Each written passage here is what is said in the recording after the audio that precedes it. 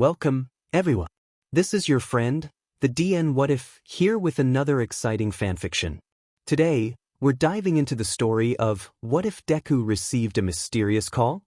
If you enjoy this video, don't forget to hit that like button and subscribe for more fanfiction content just like this. Now, let's get started with the fanfic.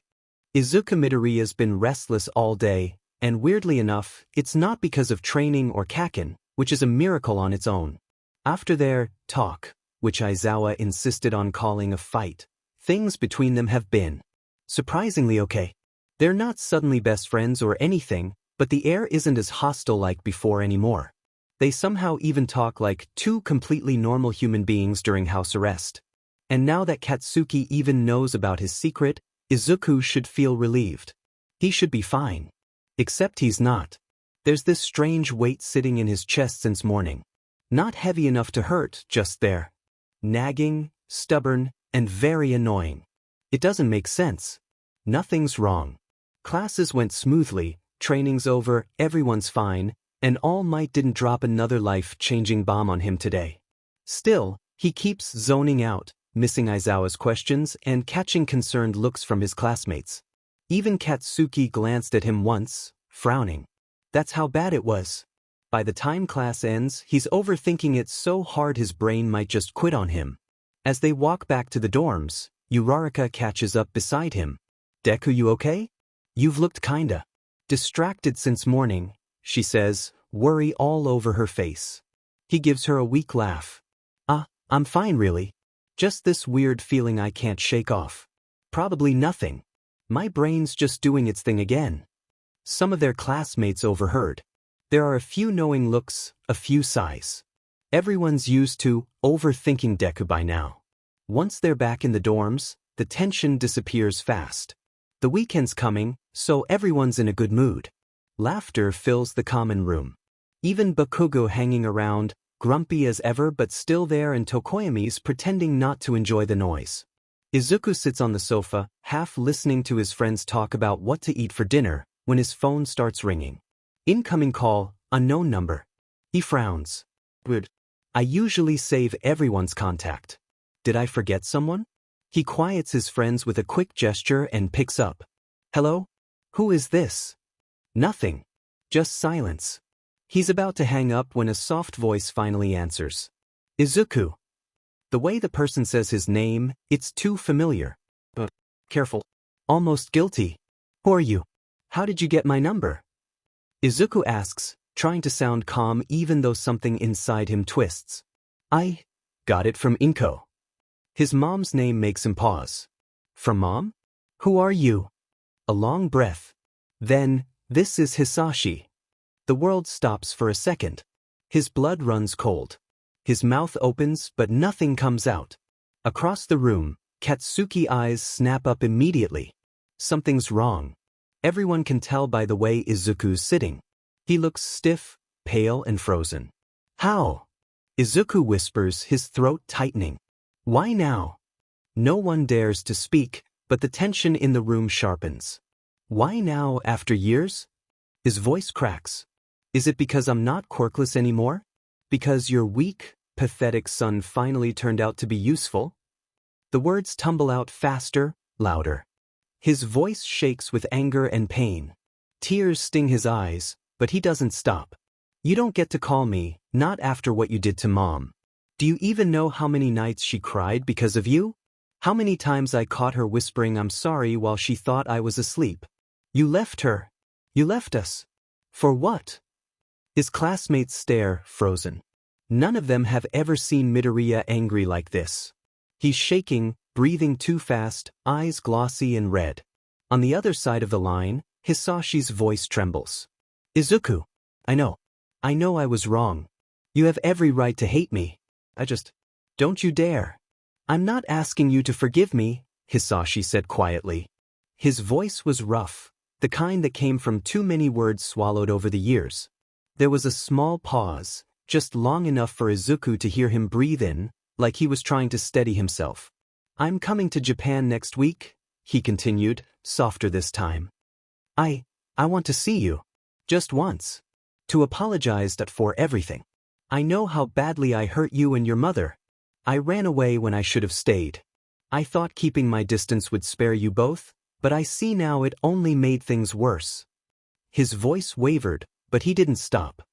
"I've spent years telling myself it was too late, that I'd only make things worse if I showed up. But I can't keep hiding. I don't want to be that coward anymore. I don't expect you to welcome me, or even to listen. But I really want to try to make things right, even if it takes the rest of my life." There was a long silence on the line. Izuku could almost hear him swallow before he spoke again, quieter now, almost like a prayer. "You don't have to meet me if you don't want to," he said. "I'll understand. I want you both to know I'm trying. And I'll wait for however long it takes." And then the line goes dead. Izuku stays frozen for a few seconds, his breath caught halfway in his throat. Then his head drops. The first tear falls, then another, and suddenly it's like a dam breaking. His shoulders start to shake, his hands tremble, and before he knows it, he's gasping for air that just won't come. Katsuki is the first to move. No hesitation. He crouches down in front of him, grabs him by the shoulders, and pulls him tight. No words, no yelling, just quiet. The kind of quiet that says "I've got you." Izuku clutches the front of Katsuki's shirt like he's drowning, fingers twisting the fabric until his knuckles turn white. His sobs come raw and ugly, full of years of swallowed pain spilling out all at once. "Kaken," he manages to choke out between shaky breaths. His voice cracks, small and desperate. Katsuki tightens his arms around him, his jaw clenched but his voice steady. "It's okay, I'm here," he mutters, low enough only Izuku can hear. Izuku's face is buried against his shoulder now, bangs sticking to his damp cheeks, his whole body trembling. Katsuki doesn't move, doesn't let go. He just stays there grounded and solid, letting Izuku cry it all out until the sobs fade into tired, uneven breaths. "I know," Kaken mutters softly. "Just let it out, you nerd." The room stays silent. Nobody laughs, nobody moves. Even Aizawa, who just walked in after being dragged by Kirishima, stops dead at the doorway. Later, when Bakugo carries the now unconscious Izuku back to his room, everyone's still sitting there, stunned. "So," Aizawa starts, breaking the silence. "Bakugo, what happened?" Bakugo sighs, dropping onto the sofa.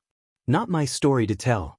But I guess that BSTRD finally come back." "The BSTRD? You mean his dad?" Kaminari asks carefully. "Of course I mean his dad," Dunce face. Bakugo snaps, then groans, rubbing his temples. "That guy left Auntie and Deku when he found out Deku was quirkless. Don't know the details, but he's the reason both of them went through hell." The room goes quiet again. No one knows what to say. The image of Izuku as their sunshine, their cinnamon roll, screaming in pain like that is burned into their minds. For the first time, every single person in that class is thinking the same thing. We have to protect him. Izuku loved his father, and that was a fact. If someone ever asked him to choose between his parents, he'd secretly pick his dad. Not because he didn't love his mom, he adored her, but there was something about Hisashi that made his young heart cling a little tighter. Maybe it was the way his dad always came home like a gust of warm wind, full of energy and surprises, or maybe it was just because Izuku saw him as a hero long before he ever dreamed of being one. Even if Hisashi was barely around, Izuku's eyes would always light up the moment he saw him. Hisashi worked in America, had been since Izuku was just 4 old. It wasn't by choice. His company called him one of their best men, which sounded like a compliment until it became a leash. His job kept him trapped between 2 worlds, flying back and forth between Japan and America, trying to balance duty and family but failing both in quiet ways. Still, every time he came home, he tried to make up for it. He spoiled Izuku rotten by keep bringing new action figures, books, sweets, whatever he could fit in his luggage, and showered Inko with small, clumsy gifts to say "I missed you." He always promised he'd take a longer break next time. But that next time never came after a while. Inko never complained too loudly. She understood that Hisashi's job wasn't easy. But being alone for so long slowly turned her patience into silence. The early days were rough for her. Arguments over missed calls, late nights crying while holding Izuku, and many more, but she pushed through. And she learned those hole in her hearts by filled her days with little things. Caring for Izuku, chatting with neighbors, keeping the house warm. Watching her son grow helped heal the ache of her husband's absence. Every smile from Izuku was like a reminder that she was doing okay, even if she was doing it alone. For a while, they still looked like a happy family, messy but full of love. Then came the day everything cracked. "I'm sorry, ma'am. Your son is quirkless." That one sentence was enough to burn through all the air in the room. Inko froze, and Izuku just stared at the floor, his small hands clenched tight. He was only 4 but smart enough to understand what that meant. In a world built on quirks, being quirkless wasn't just an inconvenience, it was a sentence. He could see it in his father's eyes. All that disbelief, the hesitation, the flicker of disappointment Hisashi tried and failed to hide. Hisashi wanted to comfort his son, to say something, anything, but the words wouldn't come out. He loved Izuku. Of course he did. But deep down, something ugly began to whisper in his head, something born from years of living in a world that worshipped power. He hated that voice, but he couldn't quiet it. He began to see Izuku differently, not less loved, just harder to look at, harder to understand. At first, he still tried to visit. But the visits grew shorter, then rare. Once a month turned into once every few months, then once a year. Eventually, they stopped altogether. 9 years passed. He still sent money every month, still told himself he was doing his part. But deep down, he knew he'd failed both of them.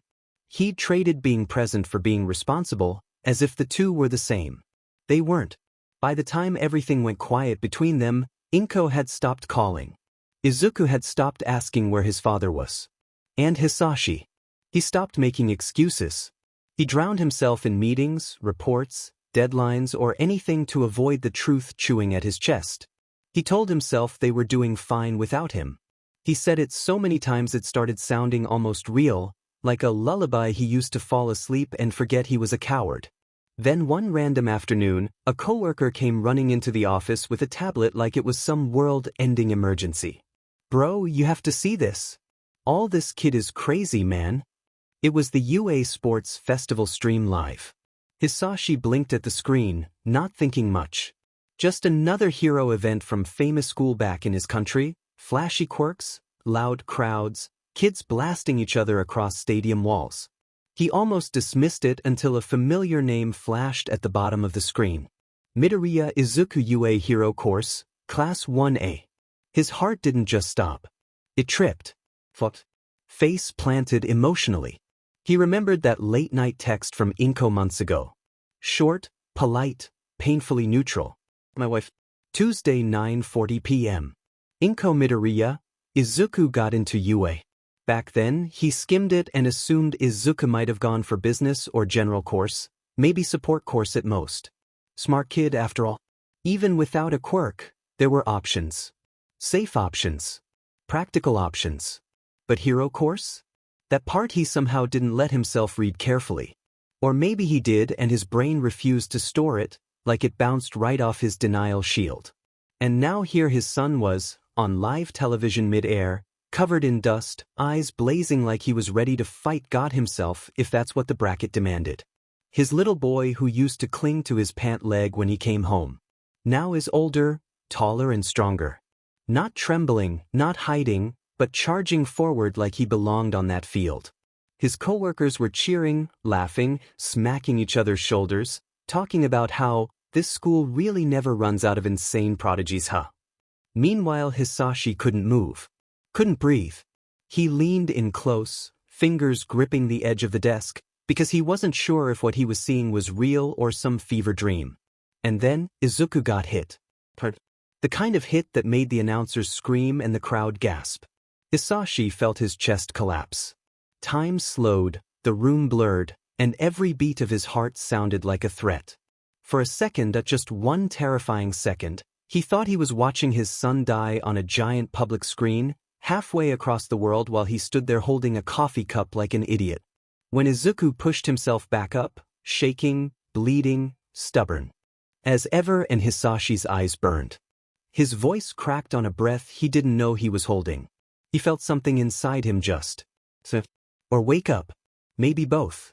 His coworkers glanced at him, confused. There he was, the usually composed employee, suddenly wiping his face and choking on air like he just watched a sad movie alone at 3 a.m. One guy awkwardly patted his shoulder. Emotional, tuh? Kids these days are wild. Hisashi just nodded because if he opened his mouth he'd probably sob into the office plant. It hit him all at once, all that every birthday he missed, every tiny moment he traded for business trips, every time Izuku probably cried quietly and said, "Dad will come next time." All of that, crashing down like the stadium rubble his son had just crawled out of. He didn't just regret leaving. He regretted being the kind of man who thought leaving was easier than facing fear and shame. He saw his son fight like his life meant something, like his dream mattered, and realized he had spent years pretending his didn't. Izuku was out there bleeding for a future, and Hisashi had been hiding from the past. He cried that day. Not the quiet, single-tear dramatic movie cry. No, full shaking breath, eyes swollen, coworkers pretending not to see kind of cry. After that day, he began his mission on the internet like a man possessed. News clips, grainy school photos, shaky fan videos, interviews where Izuku looked both awkward and determined at the same time, he watched it all. He even paused a clip just to stare and whisper, "His kindness really something, huh?" Then immediately felt ridiculous and cried into his sleeve anyway. Every video made something inside him tighten. His son had grown into someone incredible, brave, hardworking, stubborn, shining with this quiet fire. Strong in ways Hisashi never was. A boy who climbed from nothing and still smiled like the world had room for him. Izuku didn't need him anymore. That truth stung. But maybe, that just maybe, Izuku still deserved a father who didn't run this time. Calling Inko took him 3 days, 17 drafts, and one panic attack in the kitchen. When she finally answered, her voice was gentle but distant, like talking through frosted glass. She didn't yell. She didn't sigh. She didn't even ask why. She just listened, hummed quietly, said she'd tell Izuku, and hung up like she was closing a chapter with a polite bow. That silence echoed louder than any argument. Then came the real call. When Izuku picked up, Hisashi almost forgot how to breathe. His son didn't sound like the cheerful little boy who used to tug at his sleeve. He sounded older, angry, and tired in ways a kid shouldn't have to be. Hisashi didn't interrupt. He didn't apologize mid-sentence or beg. He just held the phone and listened his son's anger, heart splitting open piece by piece. Every word was a scar. Every pause was heavier than shouting. When Hisashi finished the call, on the other side of this call there was a tiny inhale, like Izuku was ready to say more, but chose not to. Then the line clicked dead. After that, Hisashi stayed in the dark. No TV humming quietly, no work emails to distract him, just the sound of his own breathing and a phone still warm in his hands. Then he cried, not the quiet, guilty sniffles from before, but real messy crying, shoulders shaking, breath catching, the kind that leaves you wrung out and exhausted. He didn't know if he could ever fix what he broke. He didn't expect forgiveness. But he finally understood that trying mattered, showing up mattered. Not in speeches. Not in promises. In presence. So that night he booked a ticket. No work trip. No excuse waiting in the wings. A one-way flight. He only packed the basics and a heart begging for another chance. This time he was going home, not to be forgiven, but to be there. Even if Izuku never called him dad again. Even if the door only opened halfway. Even if he had to stand at the edge of their lives instead of inside it. He'd stand there with open hands. Because his son grew up fighting for his future. And now it was his turn. He was going home. Finally really going home. Aizawa dragged his feet back to the staff dorm, brain still stuck on the sight of his problem child breaking down. He didn't even notice he'd made it back until the noise hit him with loud voices, movie soundtrack, and the sound of teachers arguing like teenagers. UA's finest. Absolutely terrifying on the battlefield. Complete clowns on weekends. The whole staff was piled together on the couch and floor, limbs everywhere like a pack of tired cats. Movie night. A new UA tradition born after the increase in villain attacks and one Friday because someone passed out mid-dash, Maji Dekoi Suru 5 Biome. And that's when Namuri finally decided it was the last straw and pushed for movie nights instead. Everyone agreed. Even Nizu, which made it sound official, terrifying, and legally binding. So, movie night it was.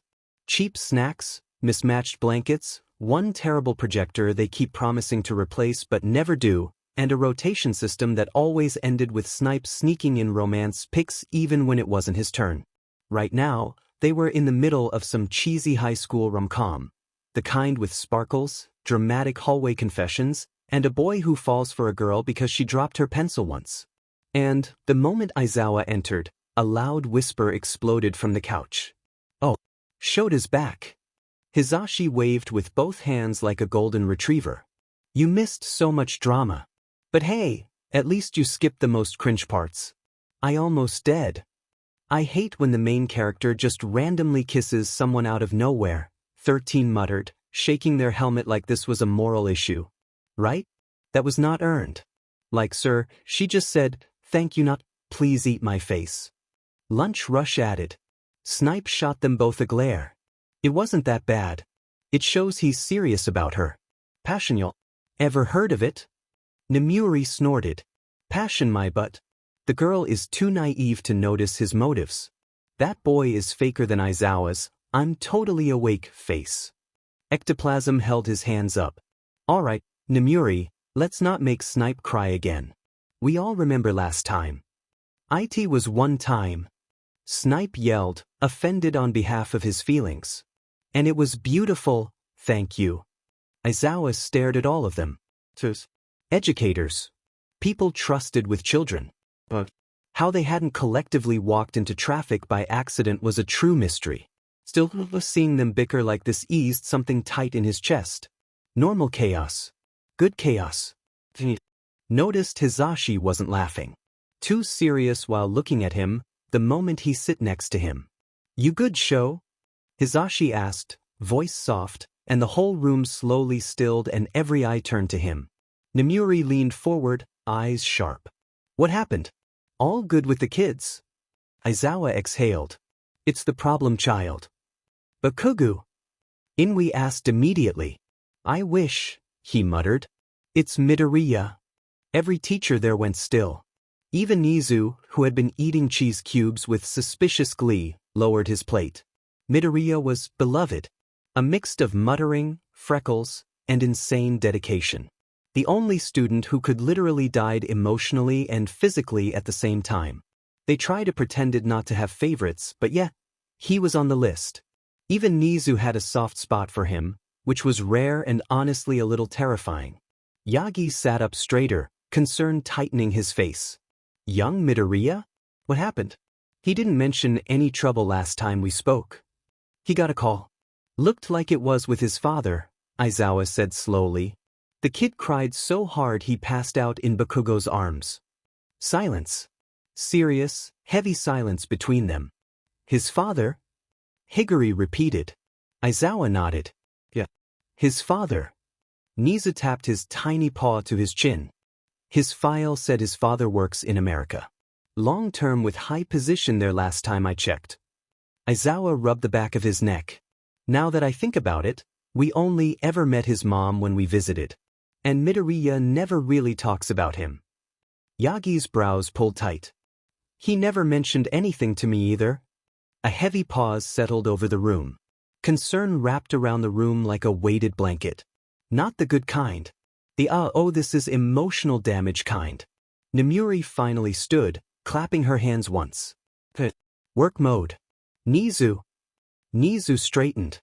"I will review Midoriya's records first thing tomorrow. Shota, you go talk to him." "Already planned to," Aizawa muttered. Sekijiro leaned forward, worry knitting into his face. "Poor kid." Yagi looked at the pause screen but clearly wasn't seeing it anymore. His heart sank, a thought echoing heavy in his chest. "Young Midoriya, what are you carrying alone? Everyone is born knowing how to feel things. Cry, laugh, get mad, throw a tantrum, it's instinct. But Izuku, for he spent so long trying to be fine, that some emotions never really grew with him.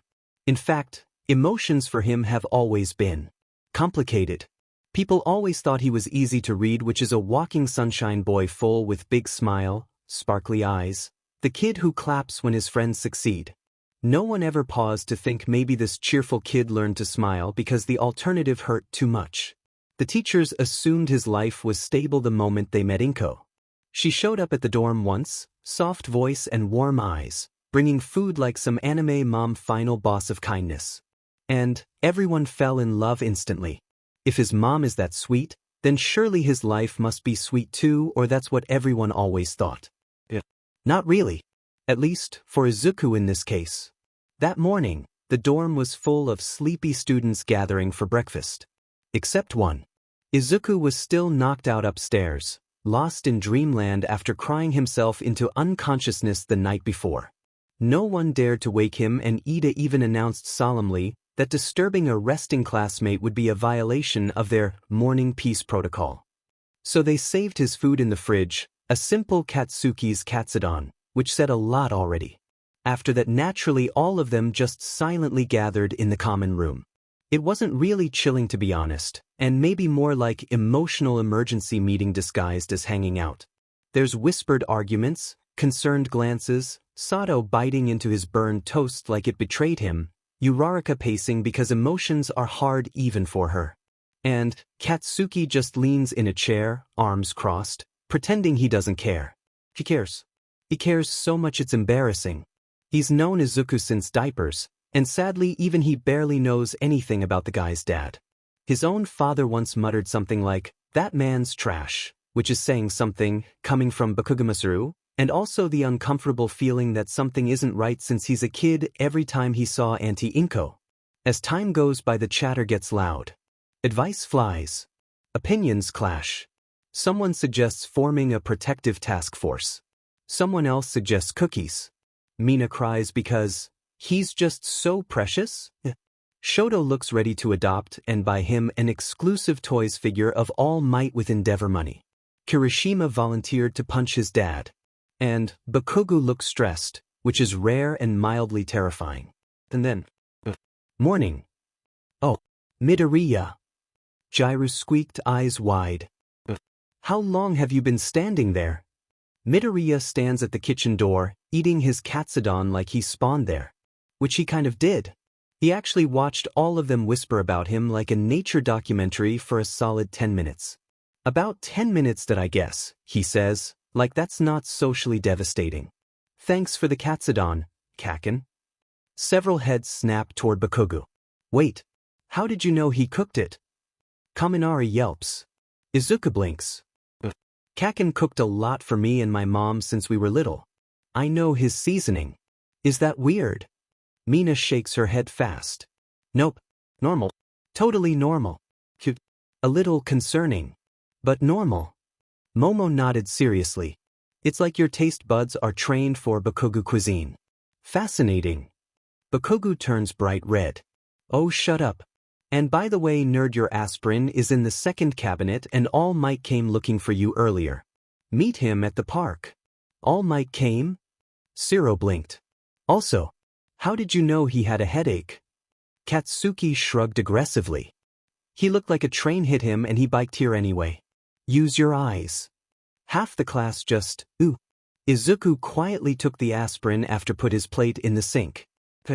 I'll go meet him. Thanks, Kaken. On the walk to find All Might, his chest feels tight.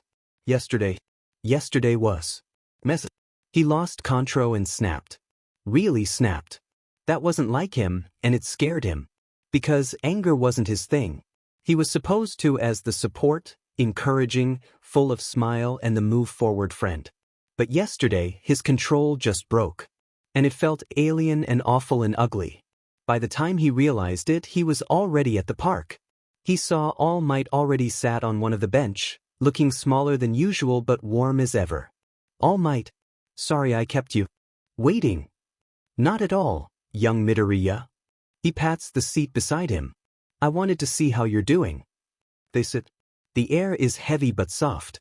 So, that I heard from Aizawa, All Might says quietly. About your situation yesterday. Izuku's stomach twists. I see. Yeah. He mentioned that your father called and you broke down. And you lost control. All Might's added, his voice was soft. Izuku stares at his shoes like they suddenly became the most interesting things. His voice drops, quiet and wobbly around the edges. So, honestly, I really thought I was fine about him. Like, I always assumed if something hurt me I'd know. But I didn't even realize anything was there. I guess that I just kept telling myself I didn't care about him. That it was whatever. And then he said he wanted to come home and... He pauses, shoulders tense, hands fidgeting like they're trying to escape him. I just didn't know what to feel, and I still don't. I didn't even know that I could feel something about him anymore. And anger? Like, I don't know how to be angry, to be honest. I mean, yeah, of course I get mad for other people all the time, that's easy. But for me? He laughs, soft and confused, like he's embarrassed by his own heart. I think I just forgot how to do that. Words rolled around in his chest, heavy, unfamiliar. He looks small. Not weak. Finally letting himself be human, and All Might listens. Really listens. Then warm and steady. Do you plan to see him? He asked gently. I don't know. Mom said she'll meet him first. His hands shook slightly. All Might breathed out slowly. You know that you don't owe anyone a polished heart, my boy. You always care so much about others that sometimes I notice you forget you are matter too. You are allowed to be hurt. It doesn't and never make you selfish. It makes you human. Izuku's throat tightens. It hits.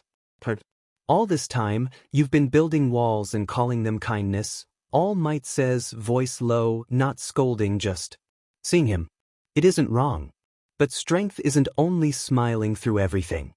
Izuku rubs at his eyes, looking tired in that way only someone who thinks too much can. That's so. What do I do then, sir? It's okay to start small, All Might says, like it's simple even though they both know it isn't. Acknowledge yourself first. Let yourself feel things. Even the messy parts. Especially the messy parts. Being a hero isn't about pretending you don't hurt. It's about living with it and still moving forward. They sit there, and for once it isn't student and teacher. It's just two people who have been trying their best for too long. They talk. Really talk.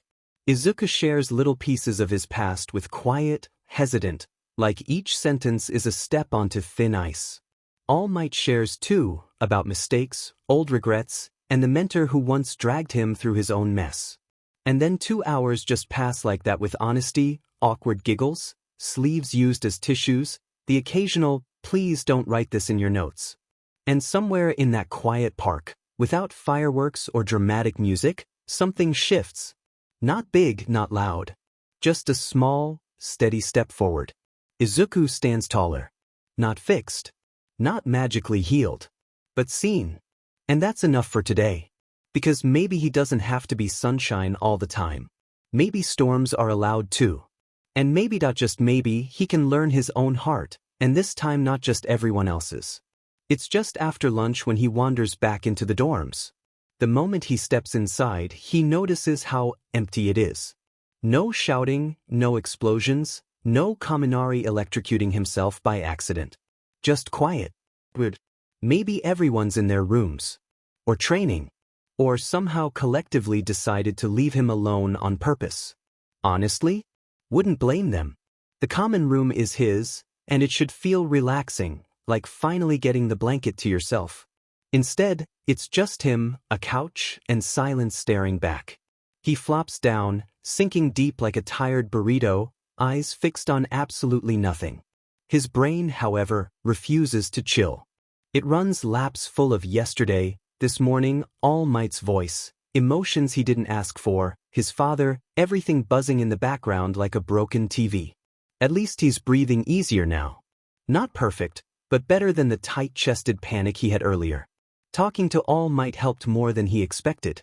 And walking in without being ambushed by anxious classmates? Bless. No Midoriya, are you okay? Swarm. No pity stares. He hates those. He would honestly rather fight a villain than deal with soft, sympathetic eyes again. He drags his hand down his face and groans into his palm. Am I really that clueless about my own feelings? Yeah. Probably.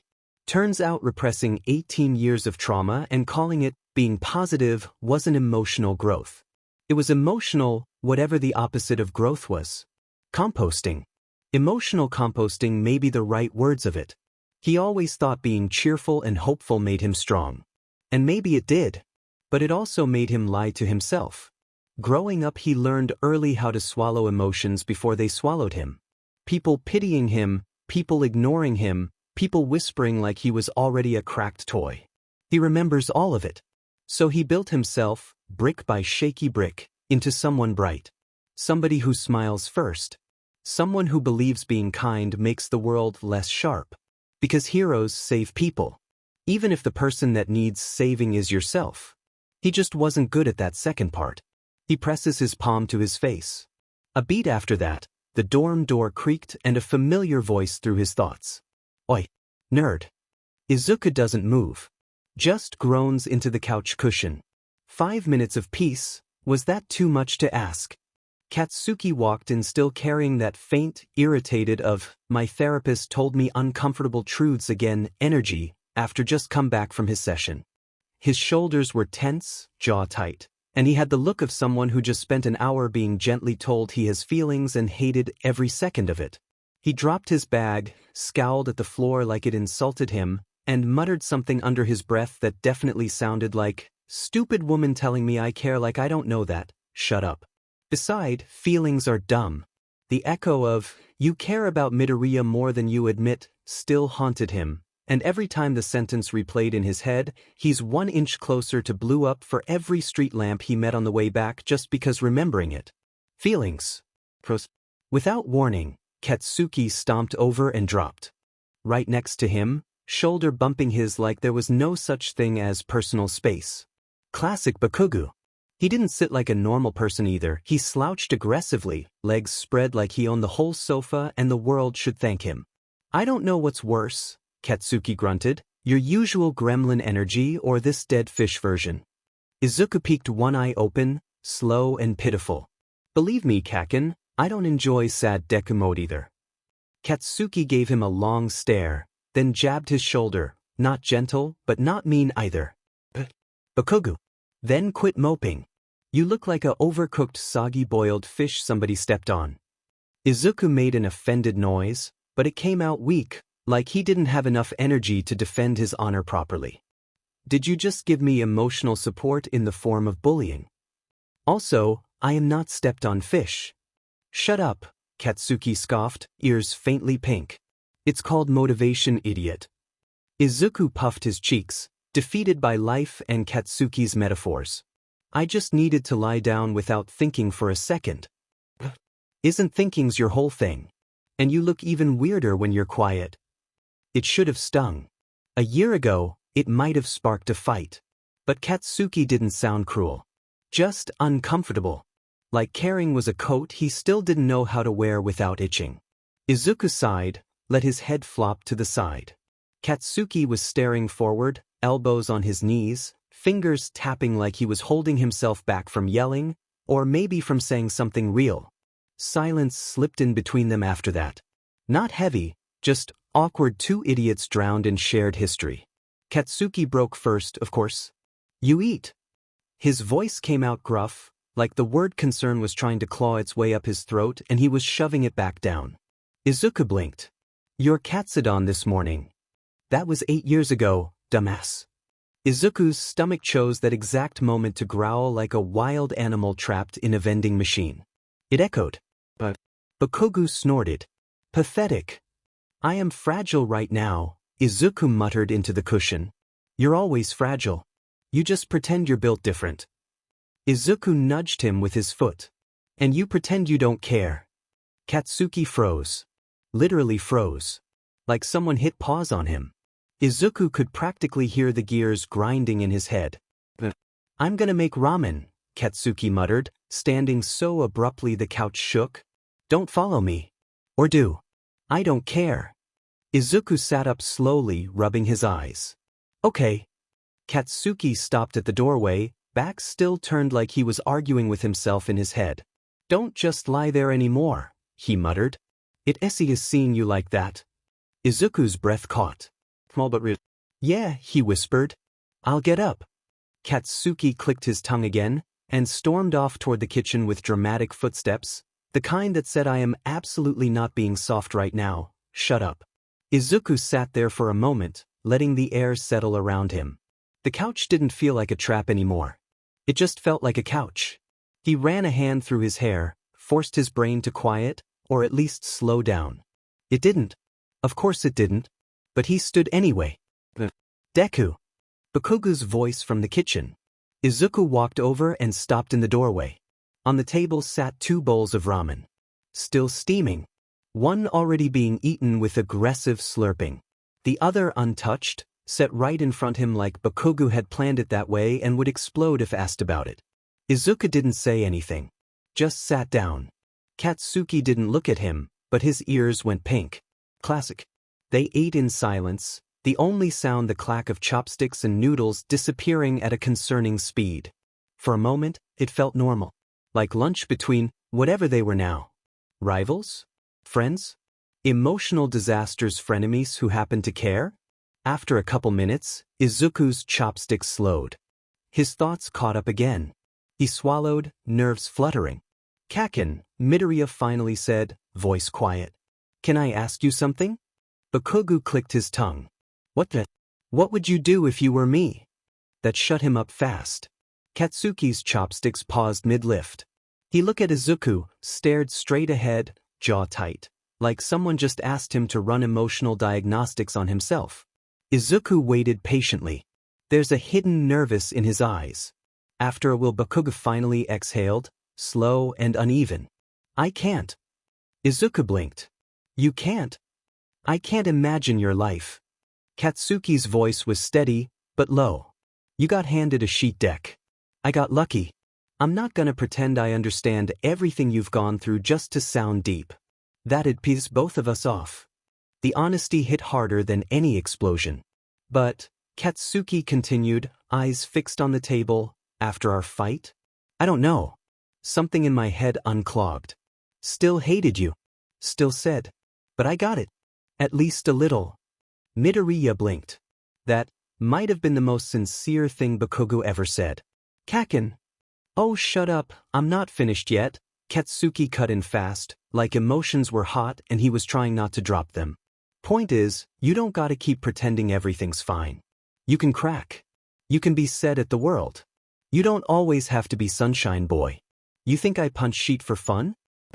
I punch sheet because it works. Izuku snorted, then laughed. A real one.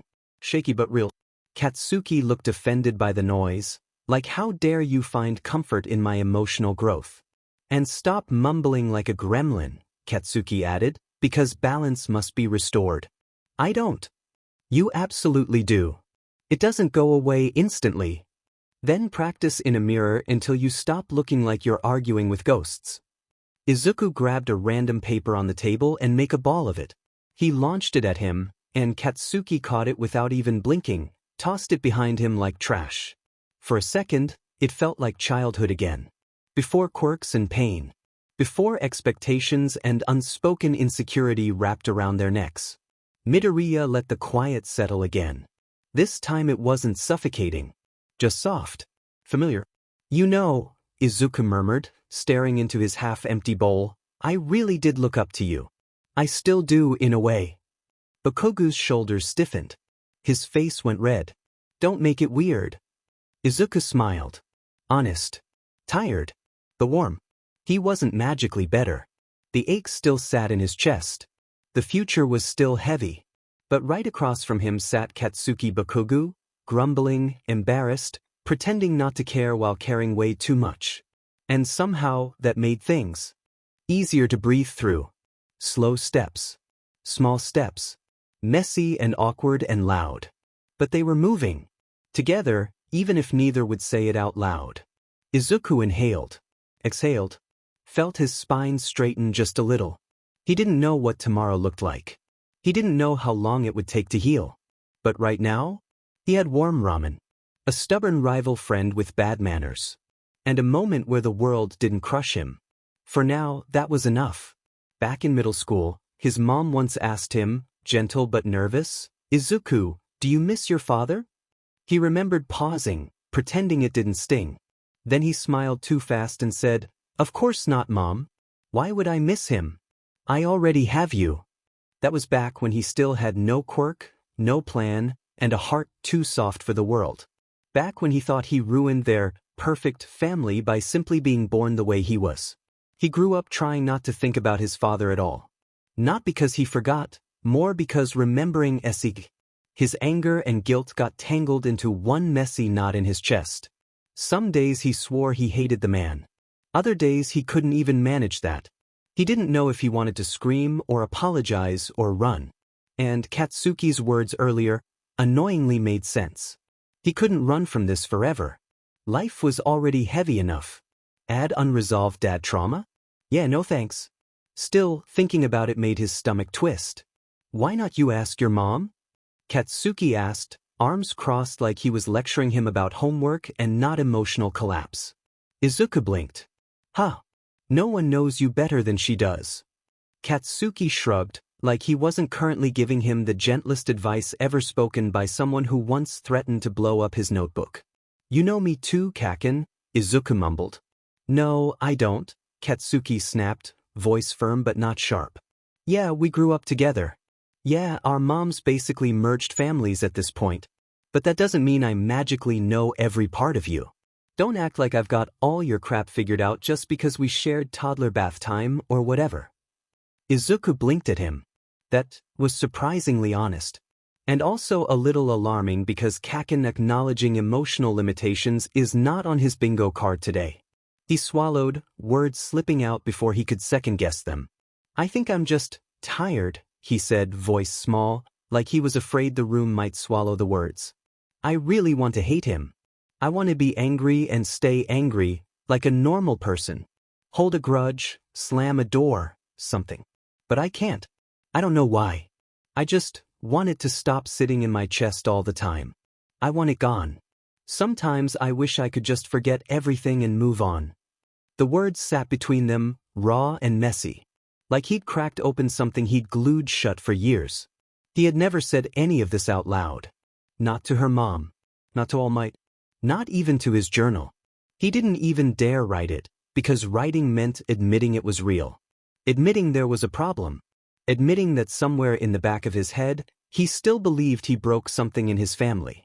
That maybe if he was stronger, or better, or something, things wouldn't have turned out like this. And now he was sitting here, saying it to Katsuki. Katsuki, of all people. The boy who used to be the last person he thought he could ever talk to again. The boy he once feared, then resented, then slowly, awkwardly found his way back to. Somehow, through explosions and insults and terrible communication, they ended up here. On the same room. Breathing the same weird emotional air. He let out a shaky breath. "It's stupid, right? After everything? I still can't hate him." He didn't look up. Didn't trust his face. Didn't trust his voice.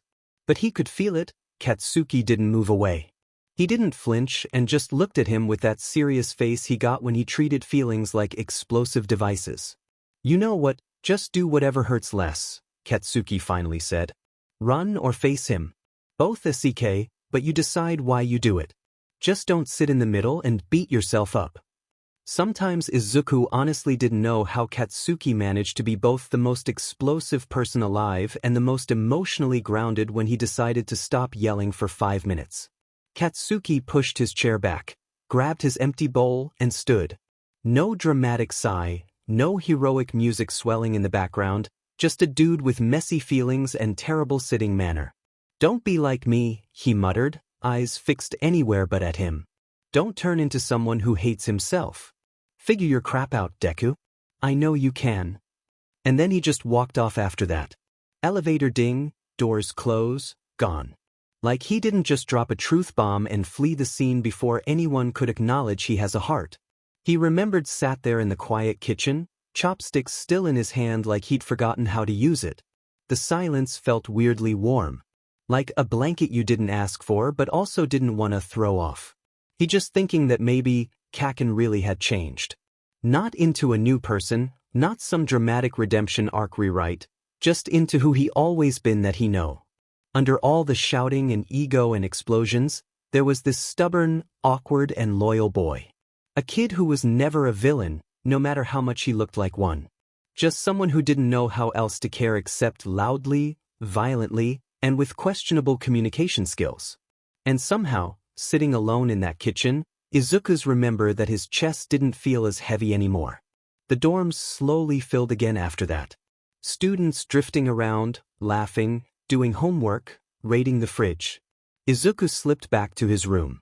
People checked on him in passing soft, "You okay?" glances, little nods, but gave him space. It meant a lot. It almost made his eyes sting. Time passed. 11 o'clock. Everyone settling down. Lights dimming. But Izuku lay awake, brain still running laps. He grabbed his phone and dialed home before he could stop himself. "Izuku?" his mom answered, voice sleepy but concerned. "Sweetie, what's wrong? You never call this late." "Dad called me." Silence.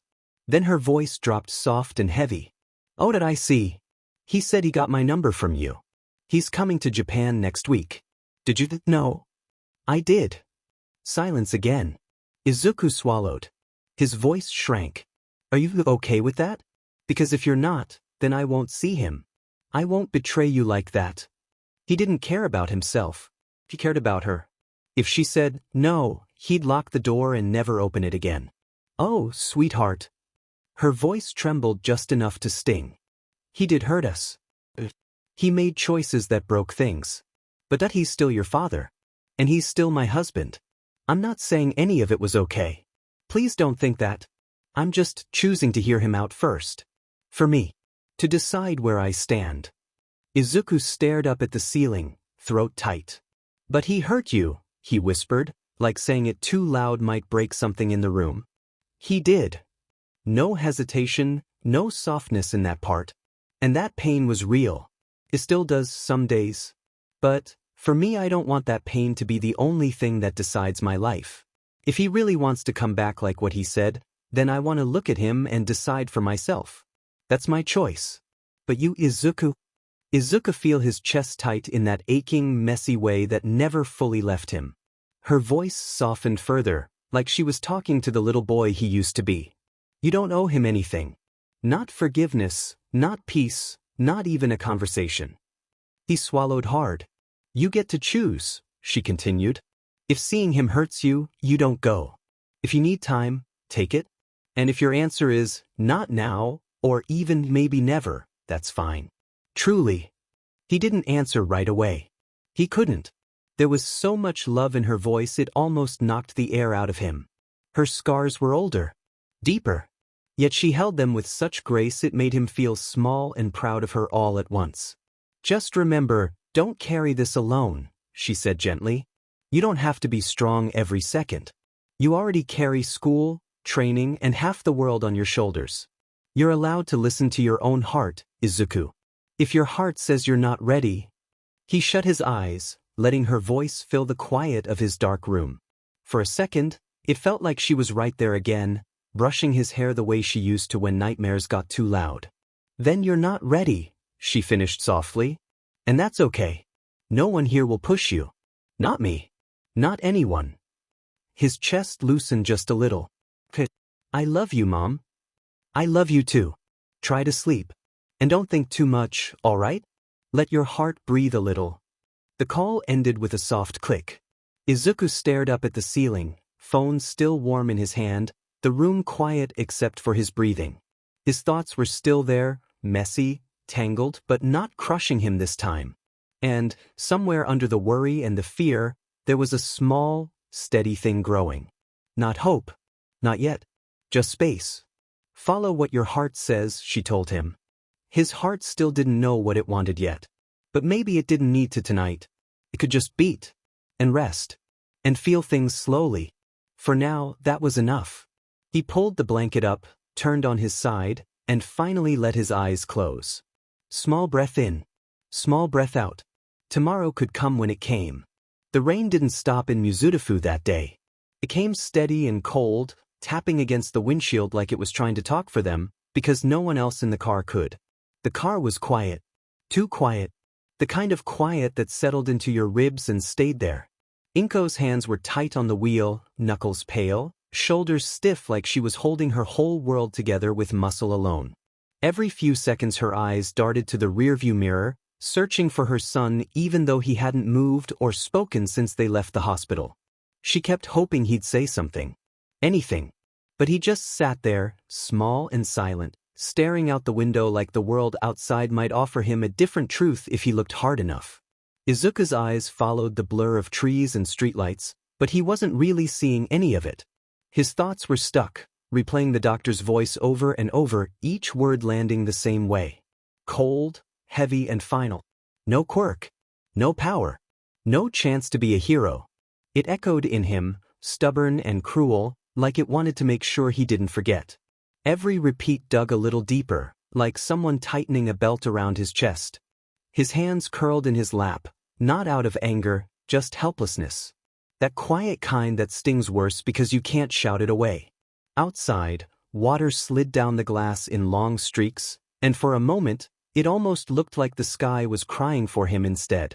He leaned his forehead against the window, let the chill soak into his skin, and tried to breathe around the ache in his chest.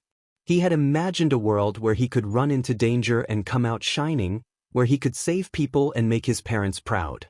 Now that world was gone, leaving only silence and the hollow thump of his own heartbeat. Meanwhile, Inko drove on, carefully, desperately trying not to let a single tear fall.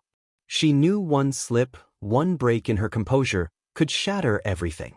So, she swallowed down the tight knot in her throat, one that threatened to undo her in the same way the doctor's words had undone Izuku. How do you comfort a child when the world has told him he has no place in it? The rain kept falling. The car kept moving. And between them, hope sat fragile and small, but not gone. Not yet. When they got home, Izuku still didn't speak. He didn't look back. He just dragged his backpack up the stairs and disappeared into his room. Inko's heart ached as she watched him go. The weight of his feet seemed heavier than ever. She leaned against the doorframe for a moment, letting out a shaky breath, feeling the emptiness of the house settle around her like a fog. Memories of him as a toddler flashed across her mind, the way he had run to her with scraped knees, the way his little hands had clutched hers in trust, the way his laugh had filled the room like sunlight. And now he was quiet. So quiet. Her heart ached in a way that felt almost physical, a pain sharpened by helplessness. She took a deep breath. How was she supposed to tell Hisashi? Night fell, and Hisashi finally arrived home, straight from the airport and a visit to the branch research lab. Being one of the lead researchers also gave him a freedom most of his colleagues didn't have, but the current project had him hopping back and forth between Japan and America. Still, even while taking a day off, he could work remotely. But today, finally, he had promised himself a full holiday at home. He had been away for a week, finally back at home, expecting the warmth of familiar laughter, maybe the scent of dinner cooking, and Izuku's chatter about some new heroes and his friends. Except the house wasn't what he expected. The house was quiet. Unnaturally quiet. In the dining room, Inko sat alone. Her shoulders slumped, eyes puffy, a few tears in her cheeks that hadn't quite dried. Her hands rested on the table, trembling slightly, and the silence around her felt sharp, almost physical. The air between them seemed colder than the night outside. "Honey," he whispered, voice low and unsure. His chest tightened with a strange mix of dread and worry, the kind that screamed that something was wrong, even if he didn't yet know what. He took a cautious step forward. She looked so small, so fragile, but that was Inko. Sweet, gentle, the heart of their family. And yet now, she seemed broken in a way that made his stomach knot. Her tired, sad smile met his, and it unsettled him more than anything. He had never seen her like this, not truly. "Hey, what happened? Where's Izuku?" Hisashi asked, his voice tinged with fear, stepping closer. He wrapped his arms around her, holding her close as if he could somehow absorb her pain through the warmth of his body. His own chest tightened, a mix of confusion and fear twisting in his stomach. Inko leaned into him, letting herself be supported, yet her body shivered with quiet despair. For a long moment, neither spoke. Hisashi just breathed her in, letting the weight of her uneasiness settle around them like a thick, heavy blanket. In the midst of that silence, his mind back of all the reasons he had fallen in love with her. Her tenderness, the way she noticed every little thing, her compassion that seemed limitless, and her heart that always overflowed with love not just for him, but for Izuku, for everyone in their family. That heart had always been the glue, the backbone of their little world, holding them steady when everything else threatened to tip over. She was soft, yes, but unbreakable in ways he hadn't always realized. Gentle, yet strong. A pillar. Always a pillar. And yet, seeing her now like this, something vulnerable and raw, made him realize just how much problems that she maybe carried silently, alone, while still holding their world together. He had returned expecting to find the family he knew, but instead, he had found a quiet storm. A storm that maybe he now had to face. "Tell me, Inko," he murmured, tightening his hold, "we'll get through this. Together. But you have to tell me what's wrong." The silence stretched, heavy and suffocating. Finally, Inko's voice broke through, small and brittle. She leaned back just slightly, enough to meet his eyes, and whispered, "Hisashi. Izuku. Our baby." Hisashi's chest tightened. His mind started to race, skipping ahead to every possible danger. What happened? Is he hurt? Inko, what's going on? No, Hisashi. He's not hurt, she said, her hands gripped his shirt. We went to the doctor this morning. The results are out. Hisashi. Izuku's quirkless. The words hit him like a cold slap, but disbelief made him pause. His brain refused to process them. What? He whispered, blinking rapidly. Are you sure? The chances of that are Inko. Are you sure? Did they double-check? Maybe. Maybe it's late blooming, maybe.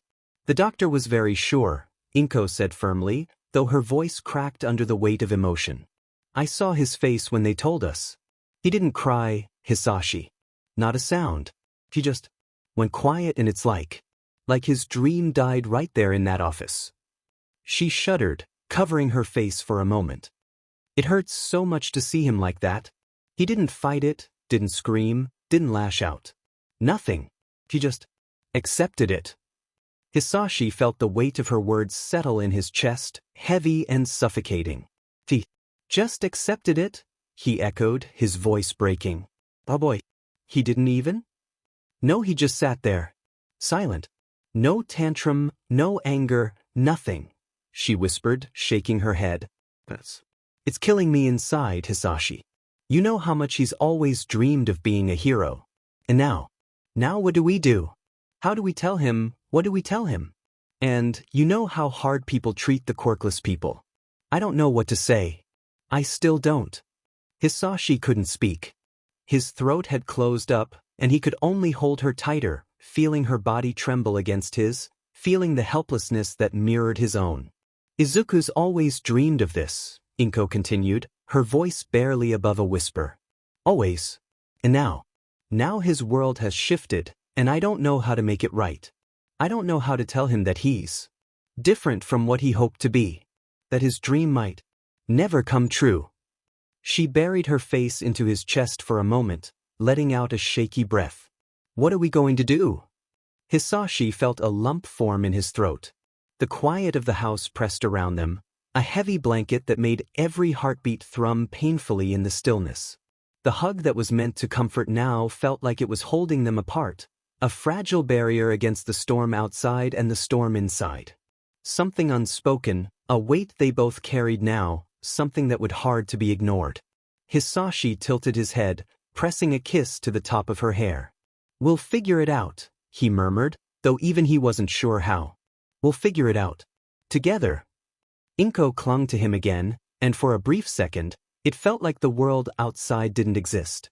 But the quiet storm inside still raged, still there, and they both knew it was only the beginning. From that moment something began to crack between them, not with a crash, not with dramatic words, but quietly, subtly, almost imperceptibly through the edges of their home and hearts. Inko wanted to protect Izuku. She wanted to be a shield, to carry the burden herself so that neither Hisashi nor Izuku would feel the full weight of it. She wanted to soften the edges of the world for the people she loved most, even if it meant swallowing the pain. But on the other hand, Hisashi wanted to pretend it wasn't happening. He wanted answers that didn't exist and solutions that couldn't be found. He wanted to believe that if he just ignored it, just kept moving forward with work and obligations, everything would somehow realign. But the truth pressed in too hard, a cold, sharp weight in his chest. And so that's how that night marked the beginning of a quiet separation, a slow drift that would stretch year after year. But Hisashi didn't leave immediately. He stayed, awkwardly, painfully present for a few more years after that. But slowly, step by step, he distanced himself. First, it was longer and longer business trips.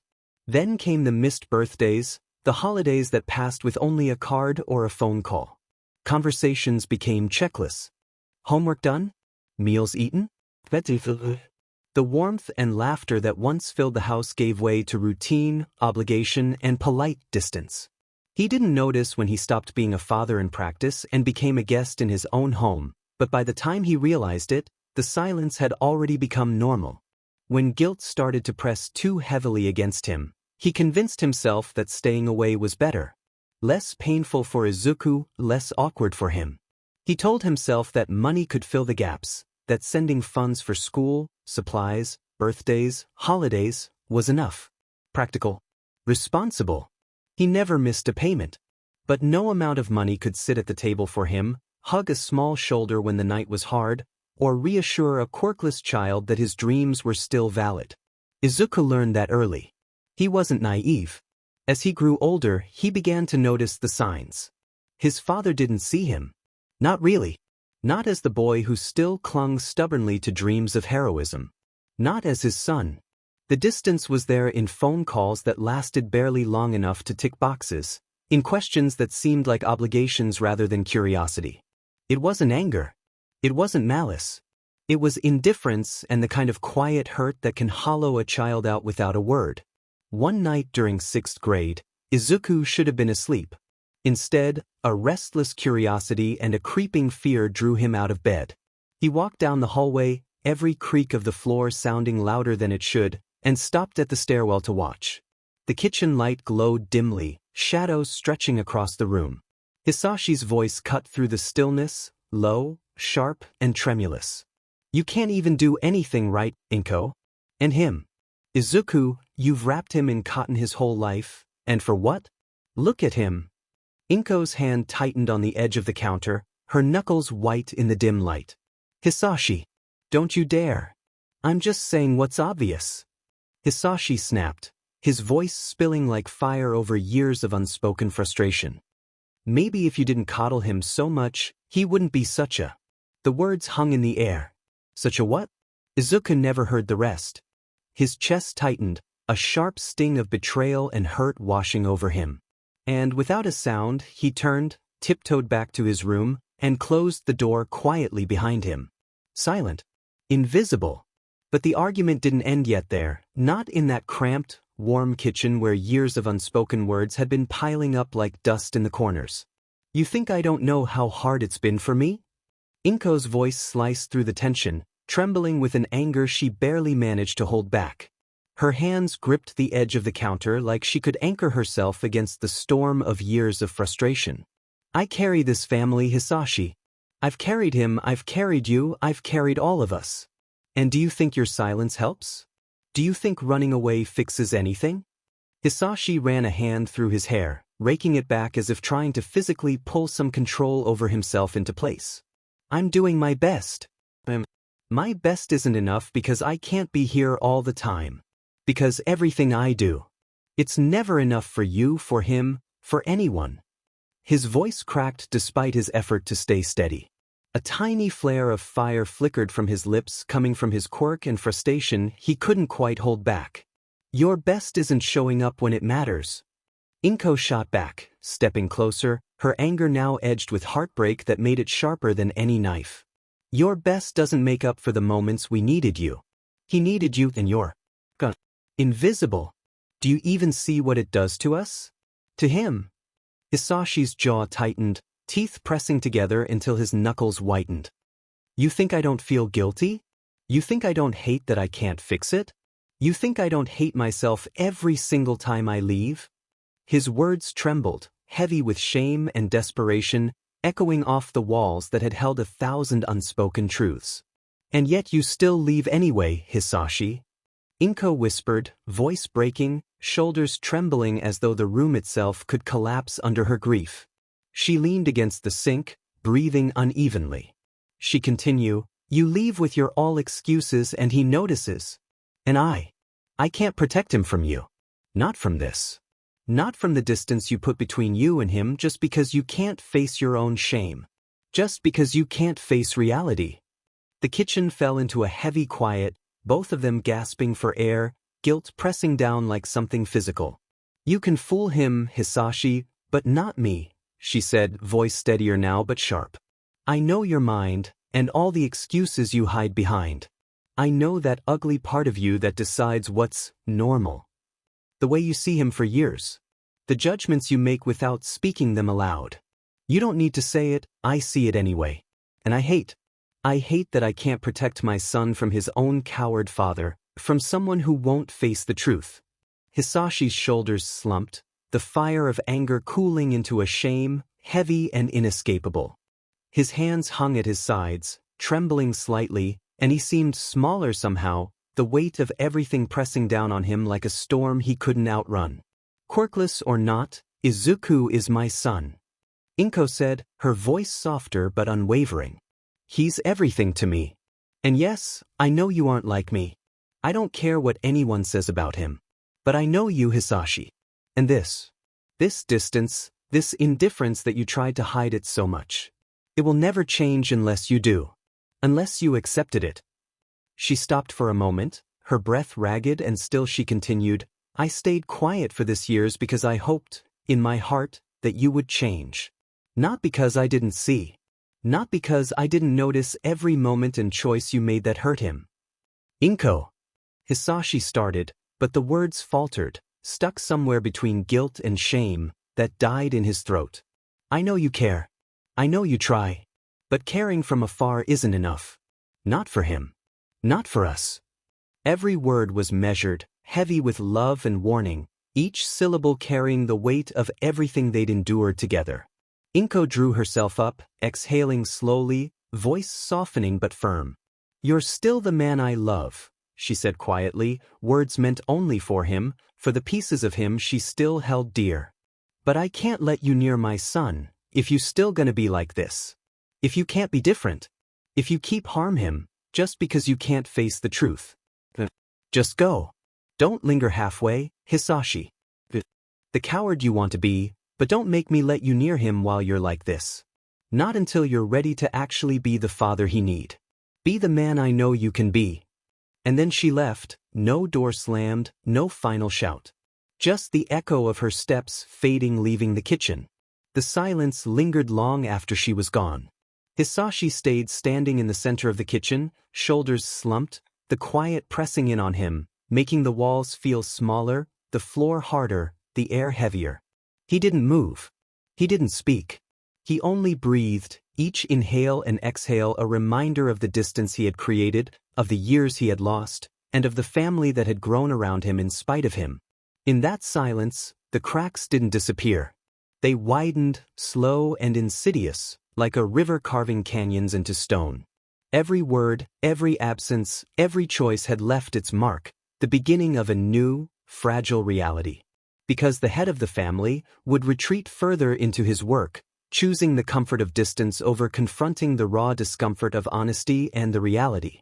The quiet mother, carrying the pain of both her husband and son, became the silent guardian of their fractured home.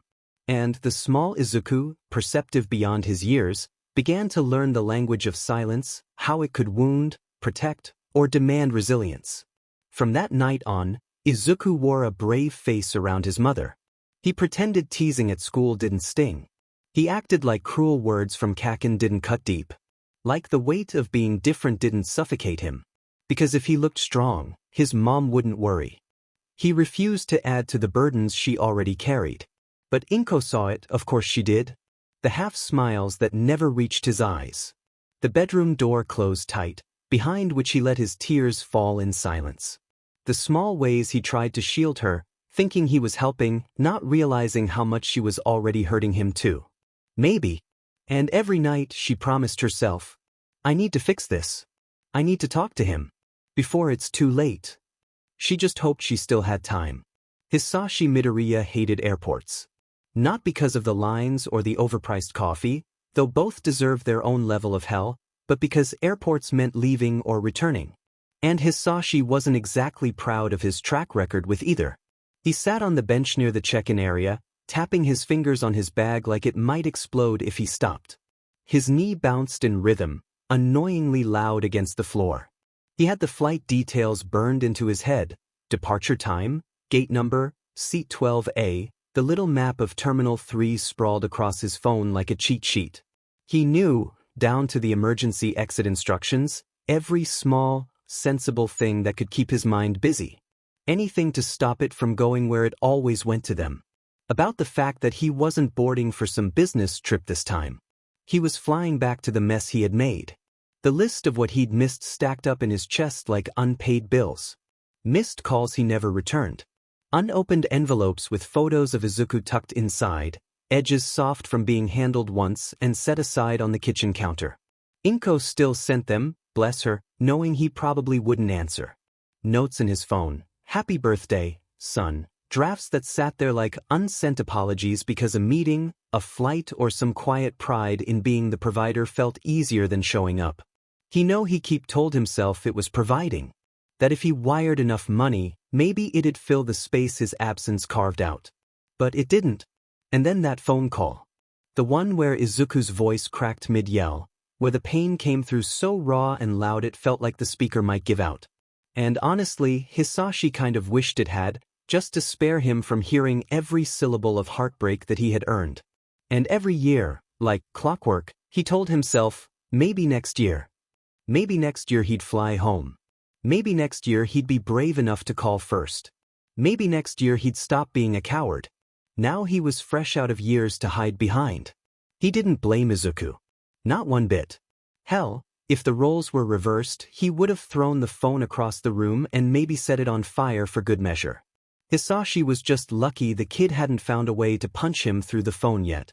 Are you sure really doing this alone? Roberto crossed his arms, head tilted like he already knew the answer and hated it. Not that I don't love a tragic redemption arc, he added, but buddy, you've been professionally avoiding emotional responsibility for, what, 9 years? Maybe 10? I lost track after the third apology sushi night. And I counted, okay? That sashimi bill still haunts me. Hisashi groaned into his palms. Good God. Please stop saying numbers. My blood pressure can't take it, and you're not even trying to sugarcoat it, huh? Roberto sat next to him, dramatic sigh and all. Numbers don't lie. And neither does the fact that you ghosted your family like a deadbeat anime dad. That's rich coming from a PR exec. Hey, Roberto said, offended. I abandon reputations. Not children. It still amazed Hisashi sometimes, years in America, and this loud, dramatic man was his closest friend. Roberto was the PR lead, smooth talker, crisis mopper, king of media spin. Hisashi was the guy in a lab coat who once accidentally ate soy sauce packets thinking they were candy. By logic, they shouldn't have clicked. Maybe, should have spoken twice a year and hated each other. In practice, their friendship happened by accident. Company party. Too many people. Too much talking. Hisashi bailed halfway through and hid in a cheap burger place down the street, trying not to make eye contact with the ketchup dispenser. 30 minutes into blessed silence, Roberto walked in too, still in his suit, tie already loose. He'd just gotten dumped. And as he told Hisashi while inhaling fries, he absolutely refused to stay at the party and pretend feelings are edible.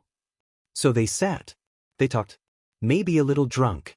Maybe entirely too honest. Somehow secrets slipped. Hisashi mentioned his family, the distance, the shame. He panicked the second it left his mouth. But Roberto didn't judge. He just stared, disappointed like someone realizing their favorite show killed a main character for shock value, then sighed and said, wow. You an a-hole, but okay. pass the fries. Somehow that turned into late coffees, quiet conversations, and too many brutally honest pep talks. Now Roberto was the only person who knew everything and weaponized that knowledge daily. Now here they were, airport plastic seats, too many announcements, too few courage points. Hisashi dropped his face into his hands. This is a mistake. Oh, absolutely, Roberto nodded. But it's your mistake to fix. You ghosted a woman who could probably bench press you and a kid who can throw buildings. Frankly, I'm shocked you aren't renting body armor. She shouldn't have to be strong, Hisashi whispered. Not like that.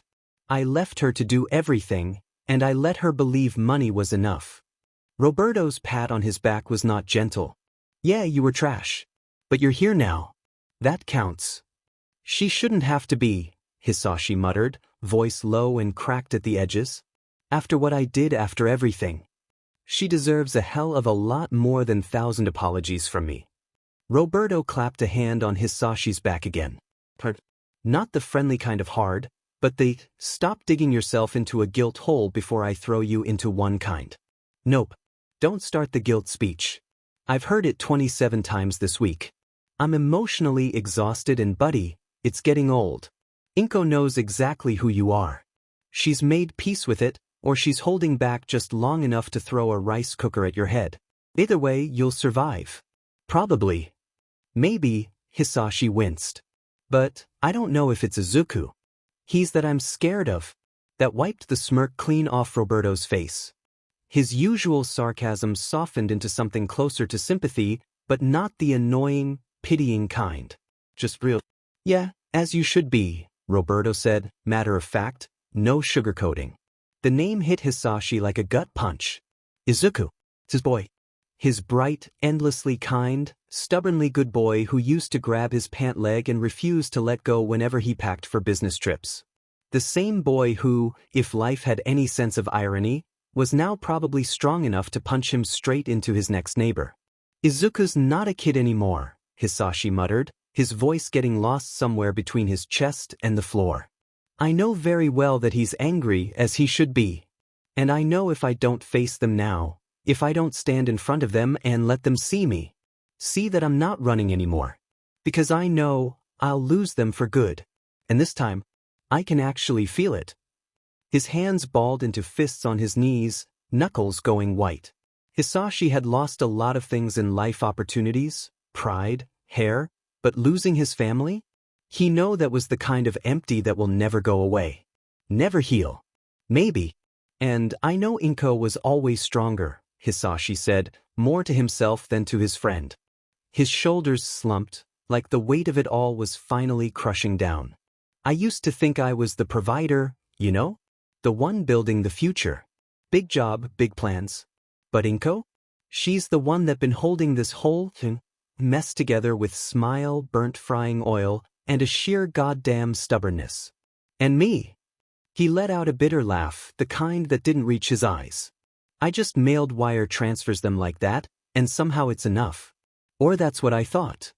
The words tasted like ash.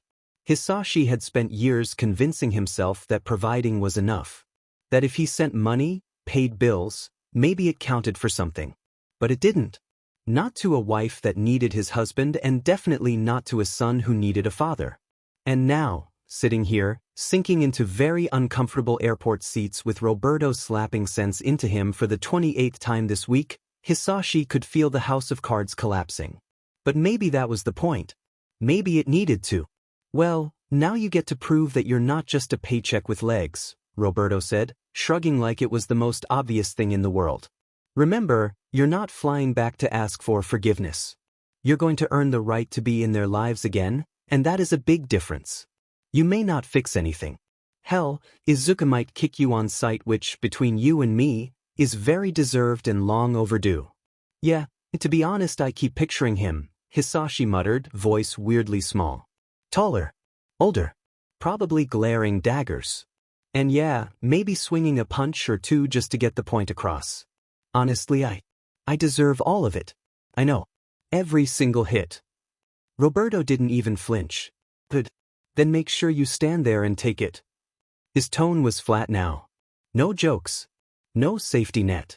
Just remember that you're not going there to explain yourself. You're going there to listen. Let him yell. Let him scream. Let him hate you straight to your face if that's what he needs to get through it. That's the bare minimum, Hisashi. But at least, he'll know you stopped running. He stared at his hands. They were steady now, which was weird. Maybe abandonment guilt acted like caffeine. When the doctor said Izuku was quirkless, I panicked. I looked at my son and saw failure. Not his mine. I grew up thinking quirks were everything. I didn't know how to be a dad to a kid who didn't have one.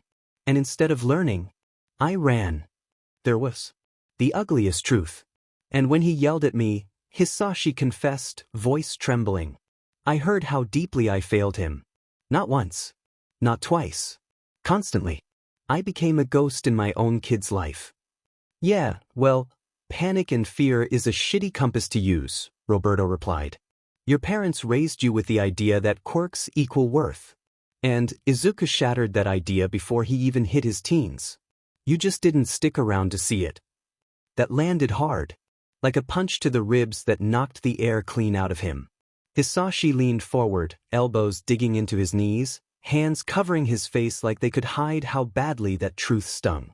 It didn't help. Roberto let out a long, tired sigh, the kind that said, "You're exhausting, but I'm still here." He leaned back in his seat, eyes lazily tracking the people passing by. Families, couples, friends. All living lives, walking to places Hisashi had locked himself out of for years. The point is, just stop being a stranger with them. Roberto's voice was calm, but firm. No softness, no sugarcoating. Just real. Be his father. It's not gonna be clean, it's not gonna be pretty, and it sure as hell won't fix itself in a day. But you owe them your presence, even if it's awkward, messy, and makes you want to crawl under a rock. They don't need perfect. They just need you to show up. Silence settled again. Heavy. Loud in all the wrong places. The airport's muffled announcements droned on, background noise to the uncomfortable truth. Lingering between them. People bustled past, living their lives, booking flights, meeting family, heading home. Hisashi sat there, breathing through the ache in his chest, glancing sideways at the only person who knew the entire rotten secret he'd been carrying. Roberto didn't look at him. He didn't need to. His presence was loud enough. Hisashi didn't have many people left in his corner. Honestly, Roberto maybe was the last. And right now, that was enough. Roberto! Yeah. Thanks. For sticking around. Roberto groaned, dragging a hand down his face like his friend's emotional outburst had aged him 5 years on the spot. Don't get all sappy on me in the airport, man. This is not the place. People are eating overpriced sandwiches here. Besides, you still owe me lunch if you survive this. Don't think I'm letting you off the hook. That actually earned a chuckle from Hisashi. A real one. Not the awkward kind he'd been faking through Zoom calls, but something genuine. Fair deal. The announcement for check-in counter will be open echoed through the terminal. Hisashi stood, grabbing his worn-out bag on like it weighed 100 years of bad decisions. His hands were still shaking, but this time, his feet moved anyway. I'm going now, he said, mostly to himself, as if saying it aloud made it harder to run. Try not to die on the way, Roberto shot back, smirking like the bee he was as Hisashi took a breath and started walking toward the gate. And text me when you land, you absolute coward. Hisashi didn't answer. He just straightened his back, adjusted his grip on the handle, and kept walking. For once, he didn't hesitate. For once, he didn't look back. Because this time, he wasn't running away. The first thing Hisashi noticed when he stepped out of the arrival gate wasn't the jet lag, or the crowd, or even Mizutofu's humidity, which hit him like the city itself was trying to choke him out for disappearing so long. It was Inko.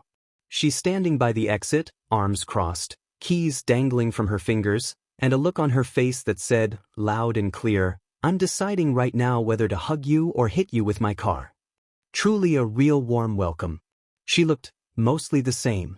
A little tired around the eyes. The kind of tired life gives you when you've been doing everything alone and haven't had time to complain. Still Inko. Still the same woman who once laughed with him in this very airport, holding a paper cup of vending machine coffee, joking about how they'd survive parenthood together. God, that promise aged like milk. He approached slowly, like a man walking into his own execution. Like if he moved too fast, she'd actually throw the keys at his head. An old instincts that kicking back in after nearly a decade of pretending not to remember how her silences could cut sharper than her words. The ones that reminded him her silence could beat any argument, and her eyebrow raise once made him reconsider life choices. Inko. He had meant to sound steady. Confident, maybe. But the way her name sounds wobbly out of his mouth, quiet and careful, made it sound more like an apology than a greeting. She stared. No smile. No tears. Just that signature Midoriya death glare that had once been reserved for neighborhood brats who bullied their son. You still pack light, she said, eyes landing on the beat-up bag in his hand, the same one she gave him on their 3rd wedding anniversary. The handle was fraying, the zipper stuck half the time, and somehow he still couldn't let go of it. Like a fool. You know, travel light. Live with guilt. It kinda evens out, he said, trying to sound casual. Like maybe if he made her laugh, this wouldn't feel so heavy. It didn't work. Her face didn't move, not even a twitch. The only response Inko gave him was the soft clink of her car keys shifting in her fingers, unimpressed. Let's go. She turned on her heel and walked toward the parking lot, like this was just another normal airport pickup. Definitely not like her husband who vanished off the face of the earth for years, and now magically reappeared with a carry-on full of emotional baggage. No hug. No slap. No dramatic airport speech. Just a simple, brutally civil, let's go. Which somehow hurt more. Hisashi followed, because what else was he supposed to do?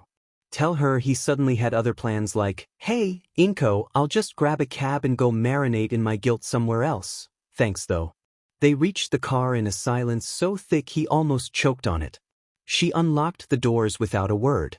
He slipped into the passenger seat like a teenager being picked up after detention. She adjusted her mirror, started the engine, and pulled out of the lot. After some time, she exhaled and muttered, mostly to herself but loud enough to hit him square in the chest, "Seatbelt."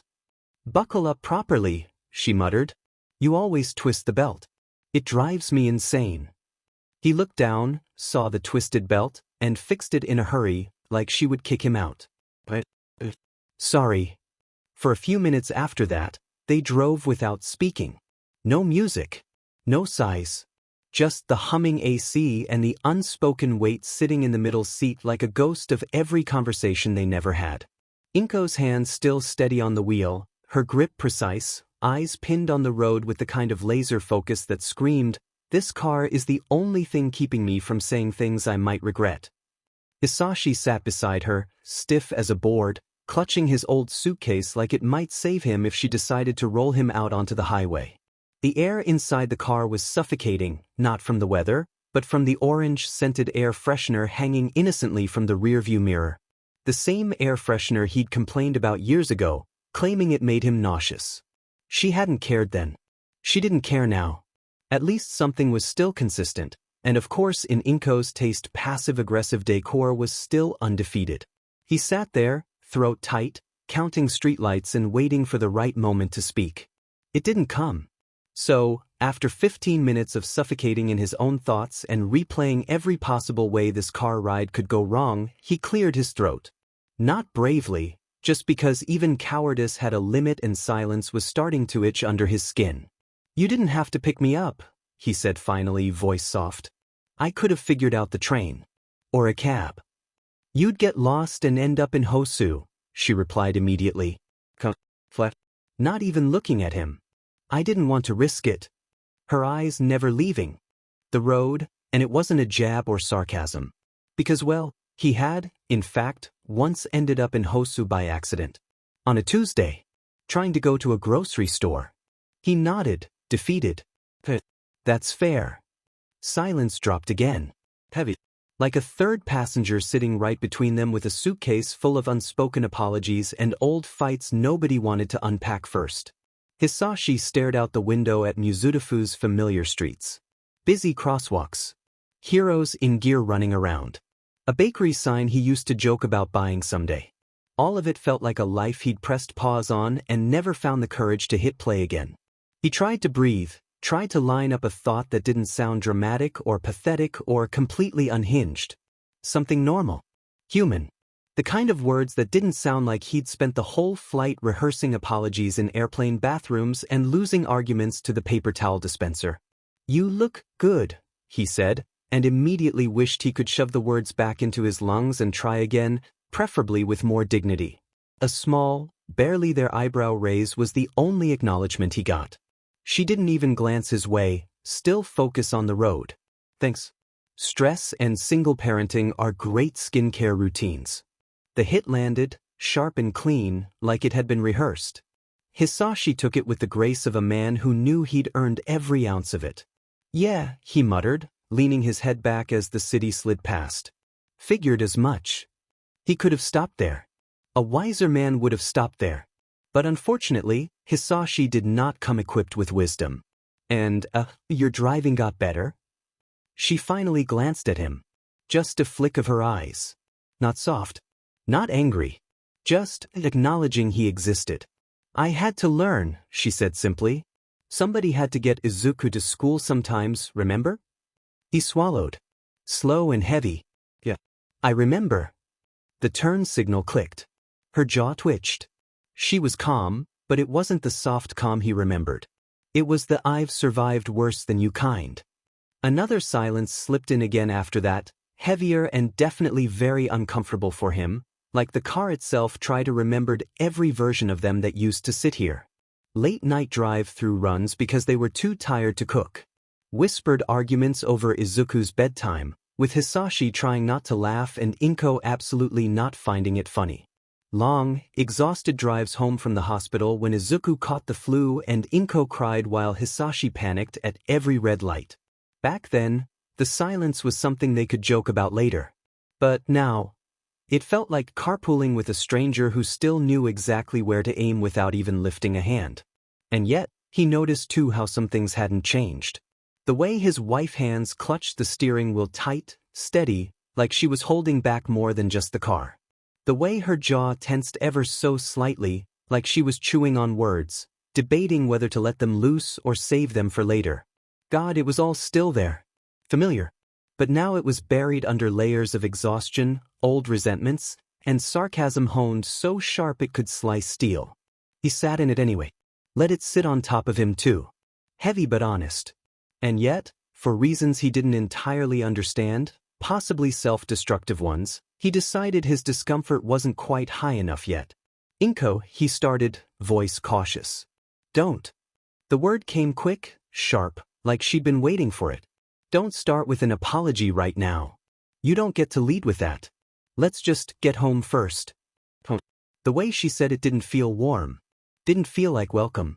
It sounded like she was naming a place on a map he wasn't sure he had the right to step into anymore. "Home," he echoed. It tasted wrong in his mouth now. Strange. Too familiar and too foreign at the same time. "Still the same place?" "Yeah," Inko replied, bored like she was answering a weather report. "Same apartment. Same everything. Except now there's only me opening the door." The pause. Then sharper. "You remember the way, or did you forget that too?" Hisashi's lips pressed together. He nodded once. He remembered. Of course, he remembered. The old welcome mat she refused to replace. The one with the frayed edges and faded letters that she always said had "still perfectly fine." The creaky floorboard just inside the door, the one he always meant to fix but never did. The glass jar of candy she kept by the entrance for Izuku's friends who rarely showed up, because turnout being a quirkless kid didn't exactly come with popularity. He remembered the smell of miso soup on rainy evenings. Izuku's tiny feet racing down the hall. Inko laughing against his shoulder in the kitchen when he tried and failed to flip an omelet. He remembered every family dinners is always full with laughter and hero news playing in the background. He remembered what it felt like to belong in that space. To earn it. And for the first time on this drive, his voice came out steady. Just a whisper. "Of course, I remember all of it." "Hisashi," Inko said, soft but sharp. It snapped him back like cold water. No warning, no build-up, Just his name, and everything inside him froze. Do you remember what you said the last time you left? His breath caught. His stomach twisted so hard it almost hurt. He didn't want to answer. Not because he forgot. Forgetting would have been mercy. This was the kind of memory you shoved deep, deep down and prayed never got dug up. But here it was, right in front of him. I said I'd come back next month, he whispered. The air felt heavier after the words came out. And I meant it. I really did. Yeah, Inko replied, voice flat, almost bored. But then you didn't. She didn't yell. She didn't even raise her voice. And somehow, that made it worse for him. There was no dramatic edge. No explosion. Just the sound of tired truth, and it hit harder than any argument ever could. He'd thought for years about facing her anger. Prepared himself for sharp words, accusations, maybe even a slap. Something dramatic. But this exhausted disappointment? He had nothing for it. I admit, he started, throat tight, after our fight in the kitchen, I was just spiraling and scared. The word felt embarrassingly small. He hated how it sounded, but it was the truth. I know it's a bad excuse, he went on, voice low, but when you said maybe it'd be better if I left, I thought you meant it. And I thought if I stayed, I'd just keep hurting you and Izuku. With the forced conversations, the fake calm, the distance. Especially with him. He swallowed, wishing he could make the seat swallow him whole. So I figured, less damage if I just left. Like you told me. Silence followed. Not cold, just heavy. Painful. The kind that fills a car until even breathing feels loud. He could feel her thinking, choosing her next words carefully like they were sharp pieces she was trying not to bleed on. She just stared ahead, jaw tight, fingers curling around the wheel like she needed something solid. And yet, turn out it still hurt us anyway. No sharp tone. Just truth. And truth cut deeper than anger ever could. You listen to every voice in your head, she said quietly. Except ours. She let out a shaky breath. Not dramatic, just tired. Bone deep tired. You know, she said quietly, fingers steady on the wheel. When everyone found out about Izuku, I lost count of how many people told me to give him up. Drop him at an orphanage. Leave him behind and start over. Like he was a mistake that could just be returned. Her voice didn't shake. That almost made it worse. It sounded like a truth she'd swallowed so many times, it stopped burning on the way down. Hisashi's head snapped toward her, shock written all over his face. He didn't know. Or maybe he hadn't stayed long enough to know. And every time they said it, she continued, eyes on the road. I thought, if a child's mother hears this much, what will the child hear about himself? Inko, you really believed disappearing made things easier? Her voice cracked just slightly, like a window under pressure. For us? For Izuku? There was no accusation in her tone. Just exhausted, aching disbelief. And somehow, that made it worse. Hisashi swallowed, lips parting uselessly. I tried, she whispered, and that broke him more than anything. So many times I tried to hate you. To blame you. To resent you for leaving us. Leaving me alone, when we're already promised each other we'll be together through all of this. A breath trembled out of her. She blinked slow, like her eyes were tired of holding memory. But I remembered too much. I remembered you holding him when he had nightmares. I remembered you laughing in this same car. I remembered your hand in my hair when I couldn't breathe. We were happy once. We were trying. Her mouth twitched into something that wanted to be a smile but died halfway. The light turned red. The car slowed. Silence wrapped around them. Hisashi stared at his hands, useless on his lap. He felt like someone sitting in the ruins of his own life, realizing only now how solid it once was. He wasn't prepared for this at all. And for the first time in years, he felt the weight of every month he wasn't there. Every dinner with an empty chair, every parent-teacher meeting she walked into alone, every night their son cried quietly, and every morning she pretended to be strong so he wouldn't feel like a burden. He had left to cause less pain. And in doing so, he became the wound. I lost count, she whispered, how many birthdays he spent sitting by the door waiting for you. Every year. Maybe this time Dad will come. And every year, nothing. She laughed. Sharp, breathless. And then everything else. Kids calling him useless. Adults smiling like they knew better. A whole world telling him he didn't matter. And somehow he still held on. Still dreamed. Still wanted to save people when he couldn't even save himself. Hisashi clenched his fists. I know I hurt him. No, her tone didn't shake. It didn't need to. You shaped that hurt. Silence pulsed between them. But she wasn't finished, years of swallowed words finally clawing their way out. But hey, she said, lips twisting bitter. Thank God for your money, right? Those wire transfers, so warm, so comforting. Every yen felt like the perfect bedtime story for a kid who waited for a dad who never came home. He winced. Inko, don't. The word was sharp, slicing through him. She breathed out long and shaky this time. She didn't stop driving, but she seemed smaller somehow.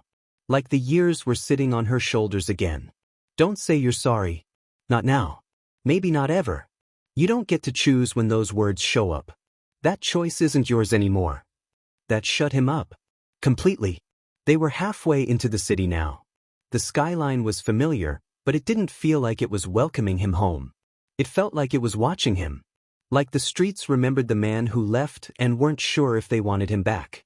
Izuku's grown, she murmured. He's taller. Stronger. Wiser than he should be. Still too hopeful. Too kind for a world that spit on him. A small pause. I know, he whispered, his eyes blinking hard, like he could force the unshed tears to stay where they belonged. I saw it. During the live stream. And I heard it too.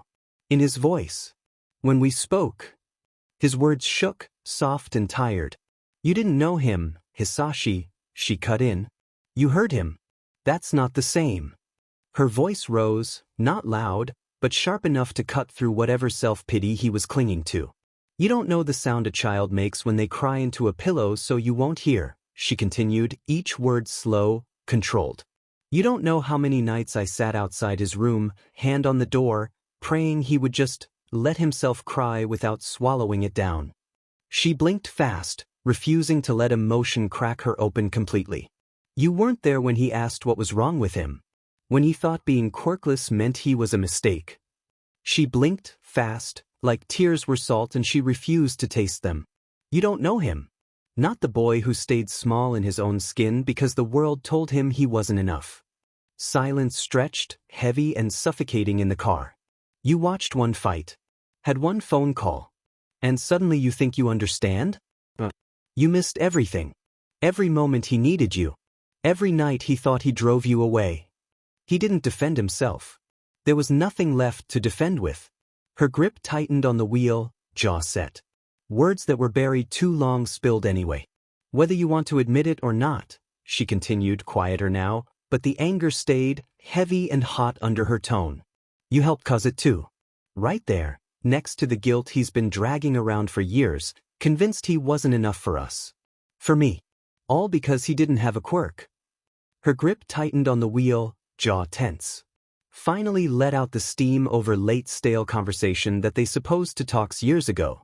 I said it again, I never cared about quirks, she murmured. Voice raw. Not once. I just wanted him to be safe. To be happy. To wake up and be a kid. Her tone cracked, like she was trying to stop a wound from reopening. But he learned to hide instead. He learned to be small. He learned to say sorry for existing. She swallowed, eyes glassy but stubborn. And that shame? You didn't just let it happen. You handed it to him. Hisashi's chest tightened. Shame burned more than the tears he refused to let fall. He didn't argue. Couldn't. Villains weren't always born monsters. Some made themselves into one by standing still. I don't expect him to forgive me, he finally murmured, voice low, earnest. I'm not that naive. What I did, there's no undoing it. No fixing it. I know that. His breath shook. Barely audible. Almost like a confession he didn't believe he had the right to speak. But if there's ever a way, even a small one, to show him his voice broke, and he looked down at his hands, useless and shaking. I just want a chance to try. Even if he never wants me there. And for the first time in a long time, she didn't answer right away.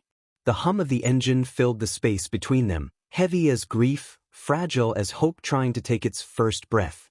I didn't come back to rewrite the past, Inko, he continued softly. I just don't want to be another weight on him. If he keeps walking that path to be hero or not, he doesn't need me dragging shadows behind him. I don't want to be another burden he carries. I don't want to be the reason he hurts anymore. No more excuses. No more ifs. No more running. Inko's lips pressed into a hard line, like she was holding back more words, or maybe just trying not to scream. What?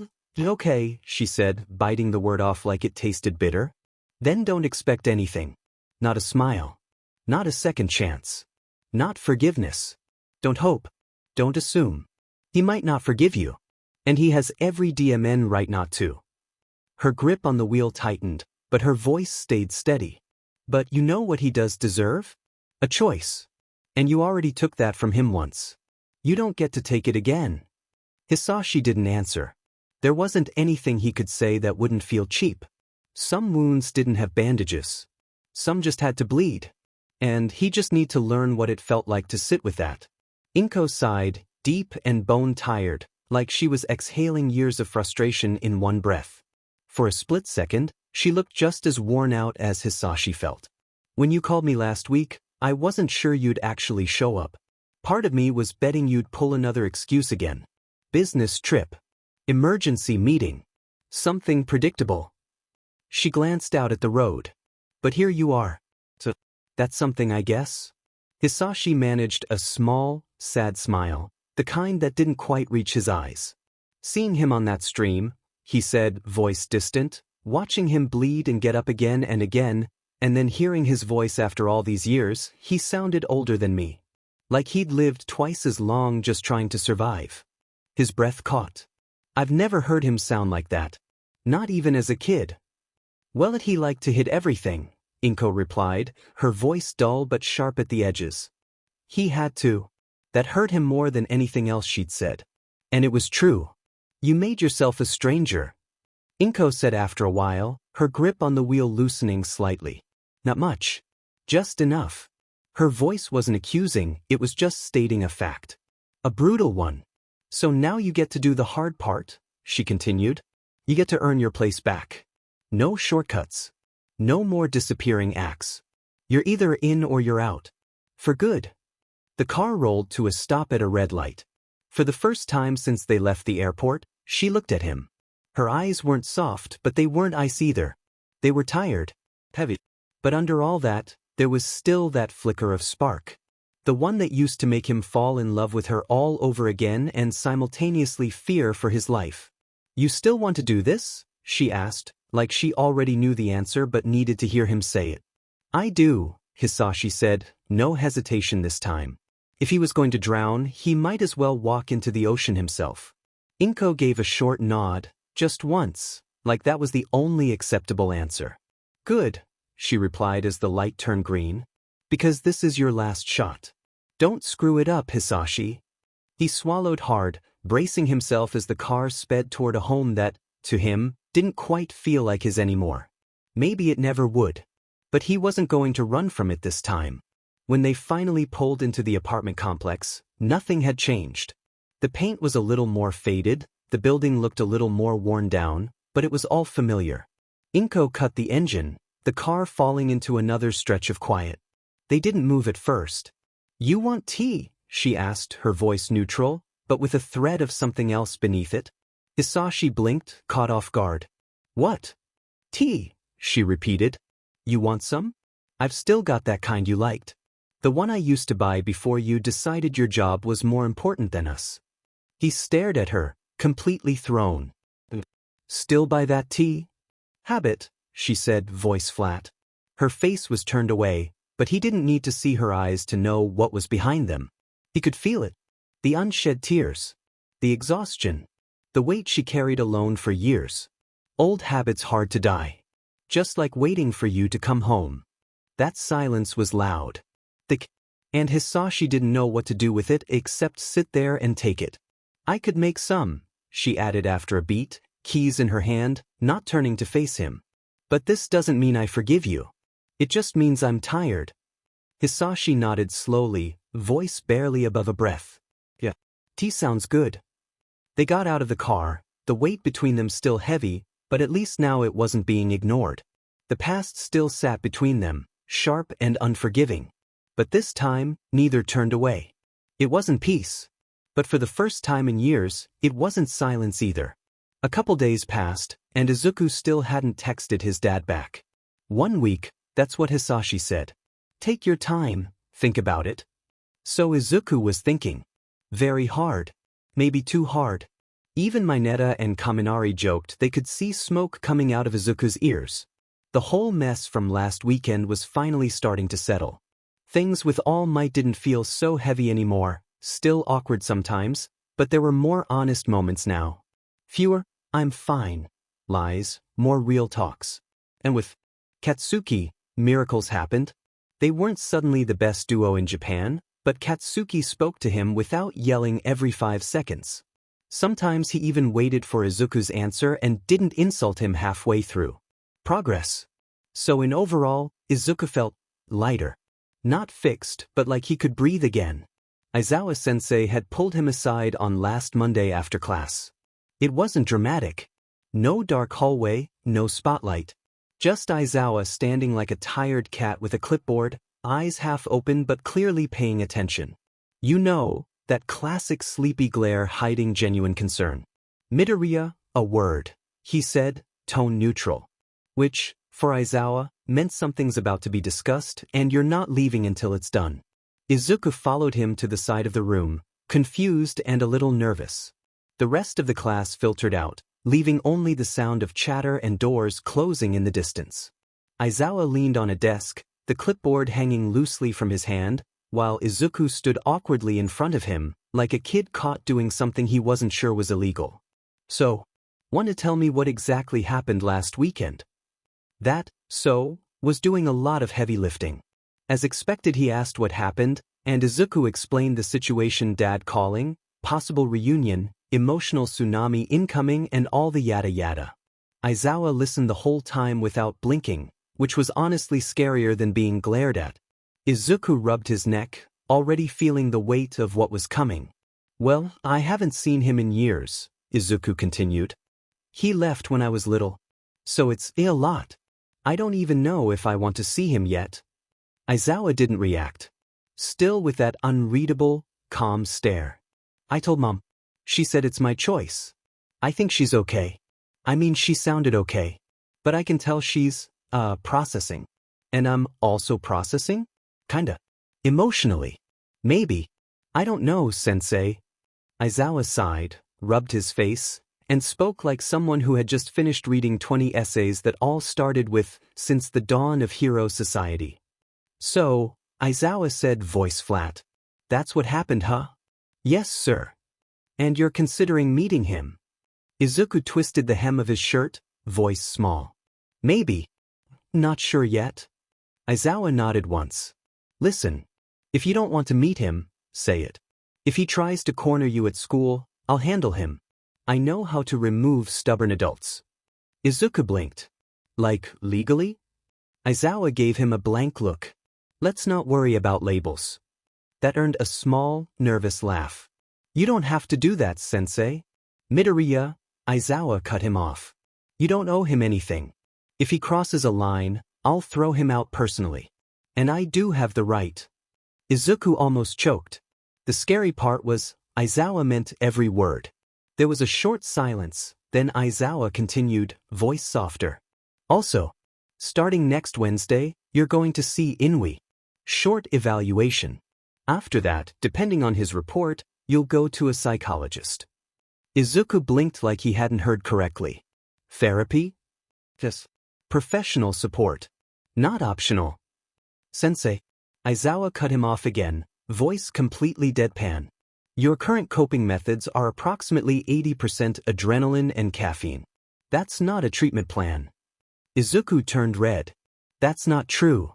I also, exercise? Midoriya, Aizawa said, pinching the bridge of his nose. You jump off buildings on a weekly basis and call it cardio. Izuku tried, weekly, it builds stamina? Aizawa just stared. The silence said everything. Izuku's cheeks went pink. But I'm serious, sensei. Really. You don't have to worry. But I do worry. For a second, Aizawa's eyes sharpened, and it wasn't annoyance behind them. It was concern. Look, he finally muttered, you're my student. A good one. And you've been through things no one your age should. You're not weak for needing help. Heroes need care too. You are not supposed to fix everything by yourself. Izuku nodded a little too fast, like his brain thought maybe if he nodded enough the emotions would just leave his body. Okay. The words hit deeper than Izuku expected.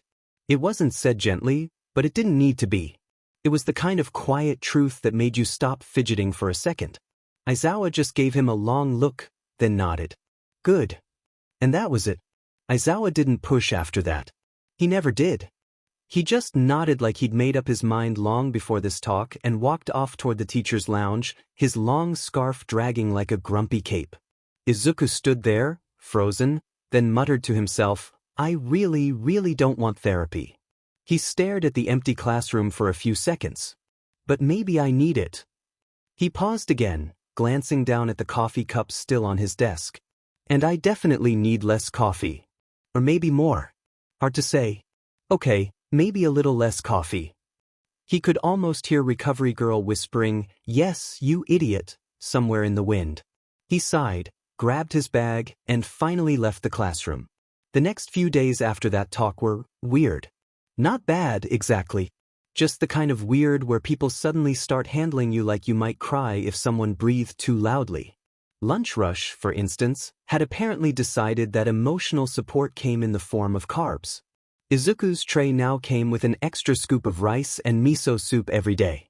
Once, the man even slipped him a free mochi and whispered, stay strong, young hero, like Izuku was going to war. His friends weren't subtle either. Kirishima, bless his overly enthusiastic soul, had taken to giving him random thumbs-ups across the hallway. No context, no words. Just thumbs up. In the middle of class, during lunch, even once in the bathroom mirror. Izuku wasn't sure if it was encouragement or a silent cry for help. Tsuyu had quietly begun sliding her desserts onto his tray every lunch. Pudding, melon bread, even the occasional slice of cake. She didn't say anything about it, just blinked at him once and said, you look like you need sugar, ribbit. He didn't have the heart to say no. Ochako and Ida were even worse. They didn't hover, but they stared. Constantly. Like two anxious parents watching their kid balance on a high ledge. Ida would occasionally adjust his glasses and mumble something about emotional resilience in hero training, and Ochako would nod so fast her hair bounced. And then there was Todoroki. God bless him. He tried. He really did. His sweet, awkward Todoroki, who tried exactly once to offer emotional support and managed to turn it into the most confusing moment of Izuku's week. Happened at lunch. Izuku had just sat down when Todoroki leaned slightly toward him and said, in the calmest tone imaginable, do you need milk? The entire table went quiet. Chopsticks froze mid-air. There was a full, painful 5 seconds of silence between all of them. Izuku blinked once. Then twice. What? Todoroki didn't even flinch. I read somewhere that milk helps when you're stressed. Calcium. Or childhood trauma. Something like that. Izuku stared. Childhood trauma? Todoroki nodded solemnly. Yes, it said something about children and fathers. Apparently, people who wait for their fathers to come home should drink milk for bone strength. I thought it was relevant. Hagakure choked on his rice. Shoji and Oyama had to pat her back. Meanwhile, Todoroki just kept going, completely oblivious. I can get you some if you'd like. Izuku stared. Todoroki, are you implying I should drink milk because my dad left? Tokoyami, sitting half across the table, gave a slow, philosophical nod. That makes sense. The purity of milk represents inner reconciliation. Ojiro whispered, he just made that up, and Tokoyami whispered back, art is interpretation. It wasn't, but Izuku appreciated the thought. By now, everyone was either trying not to laugh or pretending to be very focused on their food. Ochako covered her face with both hands, shoulders shaking. Ida coughed loudly into his napkin, pretending to read the nutritional facts on his juice. Izuku finally managed, "Todoroki, I appreciate it, but I think I'll pass on the milk." Todoroki just nodded like that was perfectly reasonable. "Suit yourself. I'll get you juice instead." He stood up and walked off toward the vending machines before Izuku could stop him. By the end of the days after that weekend fiasco, he'd received so many quiet smiles, awkward pats, and "you doing okay, man?" check-ins that he started wondering if someone had circulated a "Protect Midoriya" memo around campus. He didn't really know how to react.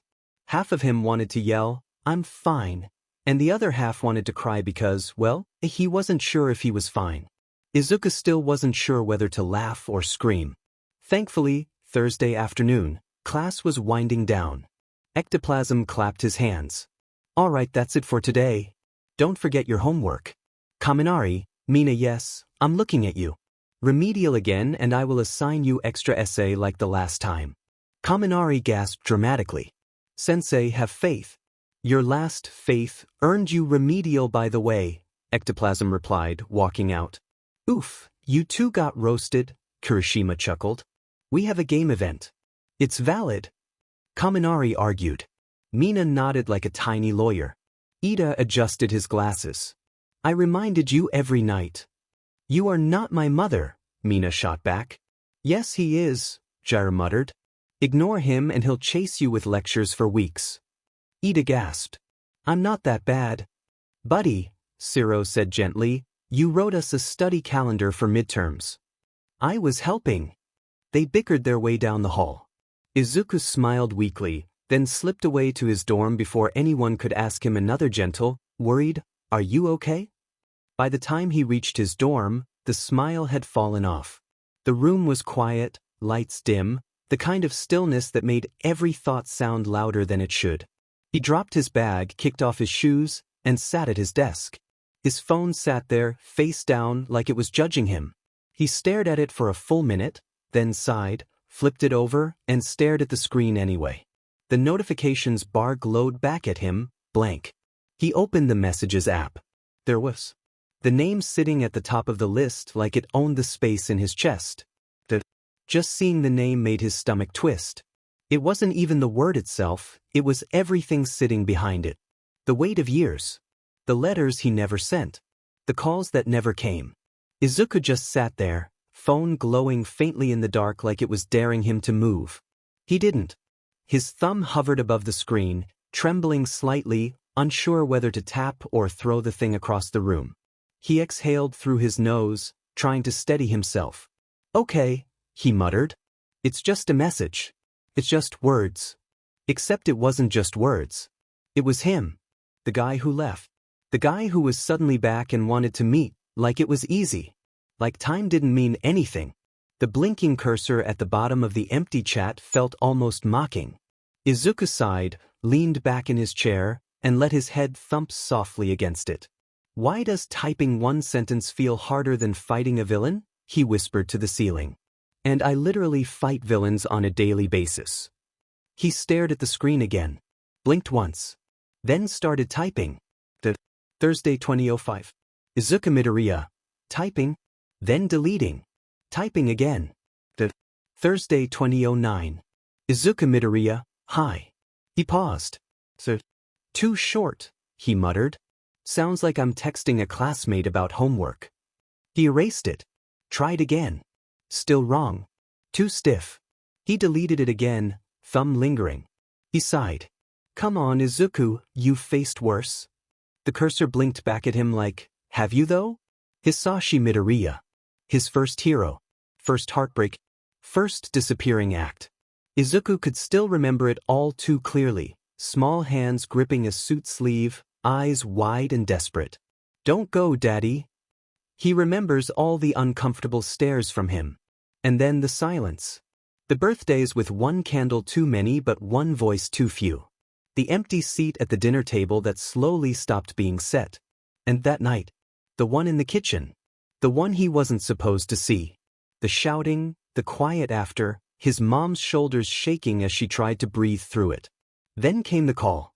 Shaky, sharp, too real. The one that made him realize how long a little while had really been. He rubbed his chest. Felt too many feelings crowding in. He wasn't sure what to do with any of them, like it couldn't decide between anger, hope, guilt, and curiosity. None of them sitting still long enough to name. He wasn't ready. Not really. But he also didn't want to keep running. He didn't want to forgive yet. He wasn't sure he could, but he wanted something. A reason. A why. Maybe just clarity. And honestly, if his dad did try anything stupid, Izuku had backup. Aizawa had already promised quiet adult removal, in that flat, terrifying way he did, no hesitation, no witnesses. Katsuki would swing first and ask questions never. All Might would cry, give a speech about family, and then punch Hisashi through the orbit. And don't even start what his mom gonna do. Izuku didn't even want to imagine what Inko Midoriya on a warpath would look like. So, no, he wasn't alone this time. Because for once, Izuku didn't feel like that scared little kid waiting in his room. His phone blinked in his hand, the screen's light reflecting in his eyes. He inhaled, slow and shaky. Fine. He could text. Something simple. Sure. Neutral. A wall. Not friendly. Not warm. Just cautious. Thursday 2020. Izuku Midoriya, Saturday. Restaurant near campus. Izuku Midoriya, I'm free after lunch. Don't be late. Cold. It didn't scream, I love you, or I hate you. It said, I will see you. That's all. Izuku stared at it one more time, thumb stopping above the send button. He can feel his stomach twisted. His heart pounded. His brain screamed abort mission. He pressed send anyway. Screen lit up. Message delivered. No fireworks. No dramatic music. Just quiet. And for the first time, it didn't feel like falling. It felt like stepping forward. Shaky, slow, terrified, but forward. Shaky, slow, terrified, but forward. He sat back, whispered to himself, that's one step. And he breathed. One long, steady breath. He wasn't fixed. He wasn't healed. But he was trying. And right now, that was enough. 6 days after Hisashi came back to Mizudafu, Inko decided to invite the Bakugo couple over for lunch. Or, well, technically Hisashi decided. He was the one who brought it up, who stood in the kitchen one morning with tea in hand and said, almost too casually, you know, he said, stirring his cup, maybe we should invite the Bakugis. It'd be nice. Inko just stopped mid-typing her reports and gave him a look. The kind that said, you do remember who Mitsuki is, right? And he did. Very much so. Which made it even funnier and borderline suicidal that he was the one suggesting this in the first place. Because if anyone had a grudge big enough to physically manifest as a right hook, it was Mitsuki Bakugo. She'd warned him once, years ago, before he'd temporarily business trip that ended up lasting years. If you ever make Inko cry, I'll use your face to clean my floors. He hadn't forgotten. It haunted him, actually. Still, he wanted to do it. Maybe out of guilt. Maybe out of genuine nostalgia, or maybe to test how much forgiveness the world was willing to give him before his wife's best friend hurled a frying pan at his head. Mitsuki had been Inko's best friend since high school, and for the life of him, Hisashi never figured out how that dynamic worked. Inko was calm, patient, and soft-spoken. The kind of person who could make you tea while apologizing for the weather. Mitsuki, on the other hand, was Mitsuki. A walking thunderstorm with perfect hair and a zero filter. The kind of person who'd definitely yell at a tree if it looked at her wrong. And yet, somehow, they balanced each other out. And then there was Masaru, who pretty quiet, soft-spoken, and permanently tired. The only man Hisashi had ever seen who could fall asleep mid-conversation with Mitsuki and live to tell about it. Over the years, he'd become a good friend too, though Hisashi often joked that Masaru deserved a medal for surviving under one roof with two Bakugis. And it still never makes sense for him. The two of them often found themselves sitting off to the side, drinking tea in silence while Mitsuki and Inko gossiped and the kids, back then just Izuku and Katsuki, ran wild in the living room. Hisashi smiled a little at the memory. He could still remember his first date with Inko. Well, date might have been too generous a word for what happened. It's more like Mitsuki had invited herself along. It was supposed to be a quiet lunch. A small cafe, nervous 20-something him sweating through a button-up, trying to charm a woman who was way out of his league. Inko had been smiling shyly across the table, soft and kind as ever, and Mitsuki sitting right between them like 5 minutes away to kill him. "So," she'd said, sipping her iced coffee like a detective in a drama. "What exactly are your intentions with my best friend, Mr. Midoriya?" He'd nearly choked on his drink. Well, I just wanted to have lunch." "Lunch, huh?" Mitsuki smirked. "That what the kids are calling it now?" Inko had groaned, face red as she muttered, "Mitsu, please." "Someone's gotta make sure he's not a creep," she declared, before he could protest. "You can thank me later, Inko." He remembered he had laughed nervously. And Mitsuki had proceeded to interrogate him for a full hour while Inko tried to distract her with dessert menus. At the end of it, Hisashi thought the date was a disaster. But outside the cafe, as they said goodbye, Inko had smiled softly and said, "Don't worry.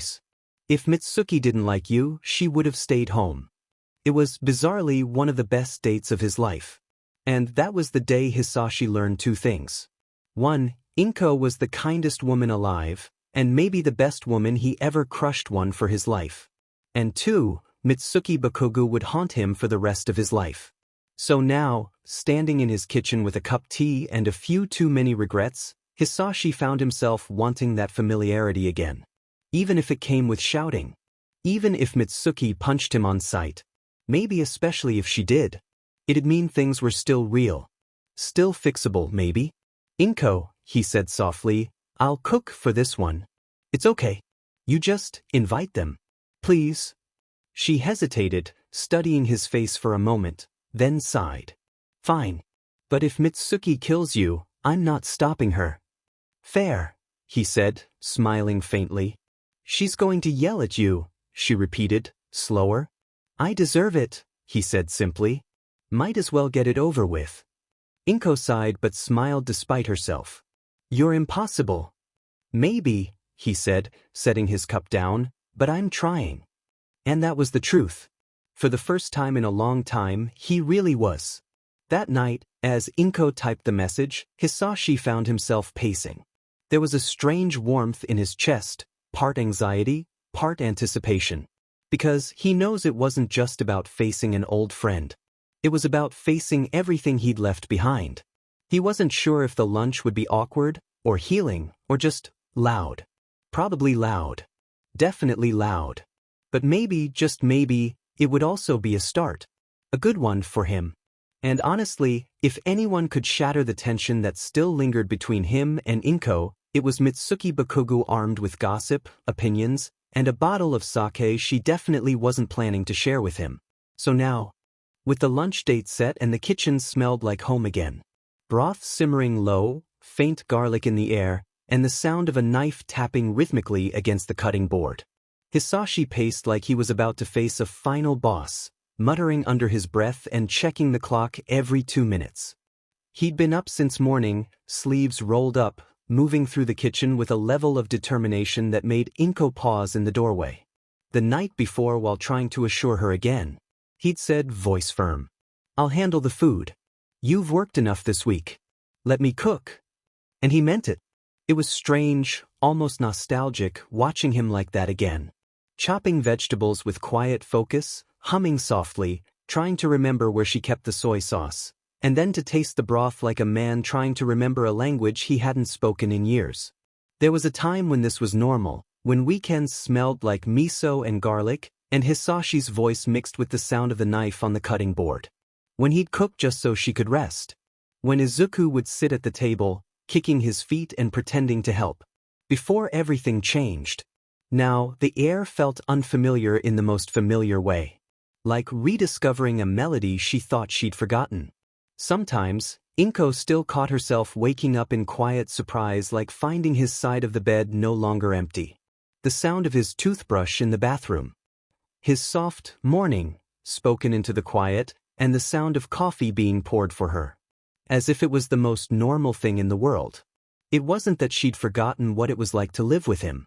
But after all the years apart, after all the silence and distance, The reality of having him here again felt strange. But still strange. Their separation hadn't been loud or dramatic in the end. It was the kind that settled in over time. Less like an explosion, more like a quiet storm that never really stopped raining. Their break came after years of growing tension, after words they couldn't take back, and the exhaustion of pretending everything was fine. Back then, she had truly believed that maybe he wouldn't come back. That the space between them would stay empty. And after a while, she stopped hoping. Which is why this sight of Hisashi moving around the kitchen, genuinely trying, felt surreal. Because he was trying. She could see it. The way he asked about how Izuku's in school, the way he checked the mail for her, the way he made small, awkward jokes at breakfast just to see her smile again. It wasn't grand gestures or long apologies. It was quiet effort. And somehow, that made it hit harder. She had loved him once. Deeply. And somewhere under all the years and the hurt, she realized she still did. That was probably why she never filed for divorce. Oh, Mitsuki had tried. Repeatedly. Inko could still hear her best friend's voice echoing through her house a few years back, even loud enough for the neighbors to hear. You know that he left you hanging for years, Inko. Please, for God's sake, just divorce him. I'd make him sign the papers and take his stupid toothbrush with him. But she never did. Even when it would have been easier. When life got lonely and quiet. When she'd find herself eating dinner alone at the table, the clink of cutlery sounding louder than she liked. Even then, she didn't say yes. And there were chances. Plenty of them, actually. She remembered the first one vividly. The kind, funny single dad who always seemed to, accidentally, sit next to her at PTA meetings back when Izuku was in middle school. He had a way of slipping into her day without making a fuss, like a gentle breeze. One afternoon, he offered to help carry her groceries to the car and somehow ended up telling her his entire life story in the parking lot. He was nice. Sweet even. Thoughtful in ways she hadn't realized she needed. When he asked if she'd like to grab a coffee sometime, she smiled politely and said, maybe later. But later never came. Then there was Dr. Takahashi, her co-worker at the hospitals. Steady job, gentle voice, nice hands. Definitely, the kind of man every mother would have loved for their daughters. He'd check in on her every now and then, make her coffee during long shifts, and one night after work, he'd actually even asked her if she ever got tired of waiting. She didn't know what to say. Because she wasn't sure she was waiting for anything specific. Just not ready to move on either. And then there was the weirdest one of all, All Might. Yes, that All Might. You read it correctly. The hero of all heroes, the symbol of peace, and the most famous bachelor in the world. And somehow, the absolute worst at subtlety and texting. It started innocently enough. Occasional messages about Izuku updates, thanks, encouragement. But somewhere along the way, the tone got confusing. Then came the winking emojis. The overly cheerful, slightly suspicious, how are you, Mrs. Midoriya? Flexed biceps winking face sparkles, texts that she still had no idea how to respond to. She remembered, almost dropped her phone during her shift when read it. One time he even sent her a photo of a bright sky and said, hope your day's as bright as your smile, smiley face. She wasn't stupid.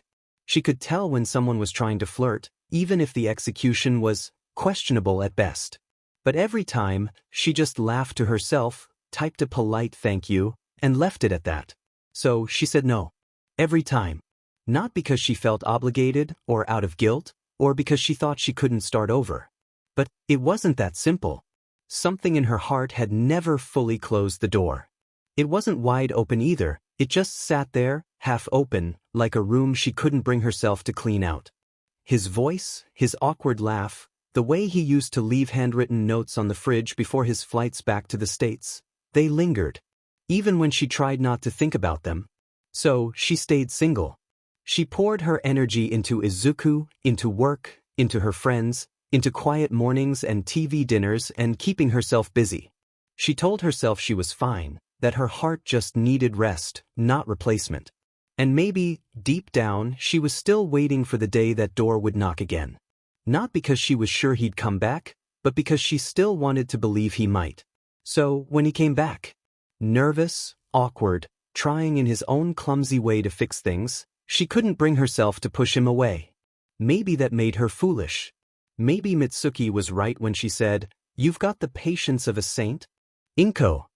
But watching Hisashi burn his first batch of omurice for her while pretending everything was under control, or the way he still remembered exactly how she liked her coffee, it made her heart soften. And, of course, that wasn't something she'd ever tell Hisashi. Oh no. Not yet. Maybe if he messed up again, then sure she'd bring it up. Casually. As a reminder that she had options. She smiled to herself at the thought, resting her chin on her hand as she watched him flip the fish in the pan. Hisashi looked over his shoulder at her, brow raised. "What's that smile for?" "Nothing," she said innocently. "Just thinking about how brave you are for suggesting lunch with Mitsuki." He groaned. "I'm starting to regret it already." "You should," she said sweetly, walking over to steal a slice of radish from the cutting board. "She's been waiting years to yell at you in person." Hisashi sighed, but there was a faint grin tugging at his mouth. "I deserve that." Inko nodded. "You do." Then, quieter, softer. "But, thank you. For trying." He looked at her for a moment, really looked and smiled. "For you too? Always." She blinked away the sting in her chest and swatted his arm with the dish towel. "Don't say things like that before I've had lunch.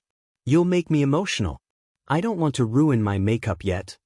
He chuckled, turning back to the stove, the sound of sizzling broth filling the space again. And just like that, for the first time in a long while, their apartment felt like home again. By the time the doorbell rang, the smell of simmering broth and grilled fish filled the apartment. Steam curled lazily from the pot, the faint sweetness of miso mixing with the sharp salt of soy.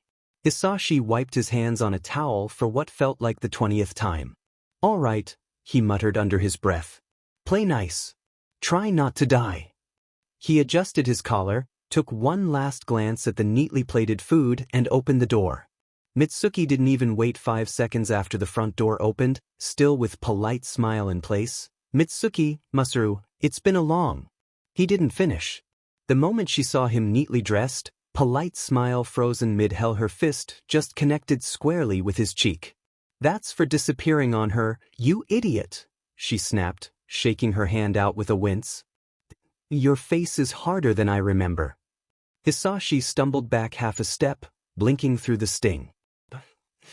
"Fair." Masaru, standing calmly behind her with a paper bag full of sake and wine, sighed like a man who'd seen this 100 times. He caught his wife's wrist gently. "Honey, please. You'll bruise your hand again." "It was worth it," Mitsuki muttered, glaring. Inko gasped behind Hisashi, halfway between horrified and amused, covered her mouth. "Mitsuki!" "Oh, don't Mitsuki me. He deserved that and we all know it," she said. Hisashi, meanwhile, took it like a man who knew he probably deserved worse. He rubbed his jaw, testing if he was still in one piece. "Honestly, I was expecting worse." "You've mellowed out, Mitsuki." "Keep talking and I'll prove you wrong," Mitsuki shot back, brushing past him like she owned the place. Masaru coughed into his fist. "Let's not test that theory." "It's fine," Hisashi said, voice dry. "I probably deserved that one." Masaru followed with an apologetic smile. "Thanks for having us. And, sorry about the assault. Also, nice to see you again, Hisashi." Once everyone settled, the tension in the apartment slowly began to loosen, like steam rising off a hot bowl of rice. Lunch went surprisingly well. Hisashi carried tray after tray to the table. Perfectly grilled mackerel, miso soup steaming softly, pickled daikon in neat slices, fluffy white rice, and a small assortment of old family side dishes that hadn't appeared on their table in years. Each plate looked deliberate, carefully placed, a quiet signal that he's trying his best. For a while, the only sounds were chopsticks clinking against bowls, the soft scrape of spoons against ceramic, and polite murmurs. Mitsuki and Inko slipped easily into conversation, laughing quietly at shared memories and little domestic jokes, as if they didn't met just 2 weeks ago. Comfortable. Familiar.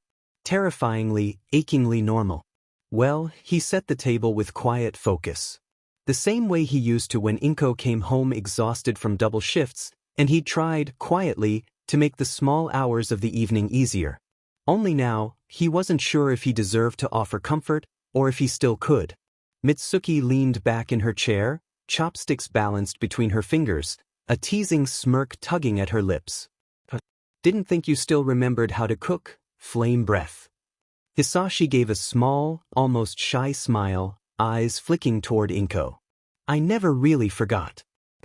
I stopped doing it after I moved. Inko's head turned toward him, surprised. You stopped cooking? Yeah, he said softly, shrugging a little, his voice low. It just didn't feel the same when I was alone. Cooking for myself felt pointless, I guess. It's easier when you're feeding people you care about. That quieted the room for a moment. Mitsuki glanced at Inko, who paused, her chopsticks hovering midair. Her expression softened, just slightly, before she turned back to her food. Masaru poured sake into everyone's cups, trying to keep the mood from dipping too low. They all knew it was too early for drinking, especially with lunch just served, but no one really cared.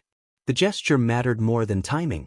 Well, whatever you did, it worked, Masaru said, tilting his cup appreciatively toward the meals. This is perfect. Makes me feel guilty about the instant ramen I had for lunch yesterday. Again. Mitsuki groaned, elbowing him lightly. You're running a company and still eating like a college student. Masaru smiled faintly. What can I say? My wife keeps scaring the team away from having lunch with me. Good, she replied, smirking. They deserve it anyway. Hisashi chuckled, tension easing. Sounds like you two haven't changed much. Mitsuki tilted her head. You think we haven't changed? You're the one who vanished off the map for a decade, and now you're playing house again. He froze for a moment, the smile faltering. Yeah, I guess I am. There was honesty there, heavy, but steady.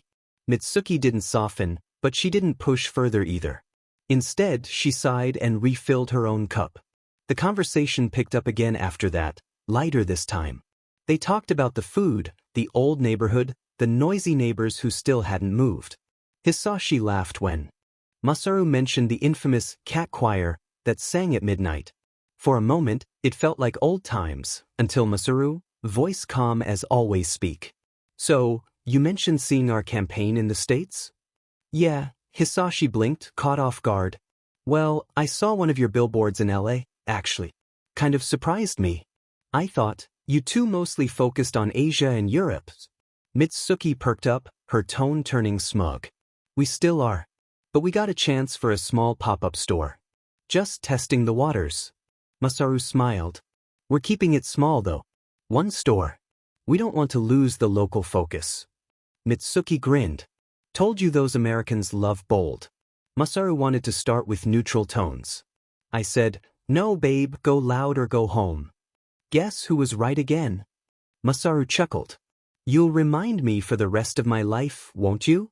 You married me knowing that. Inko laughed, shaking her head. I saw that campaign online. The leather jacket one, right? It looked amazing.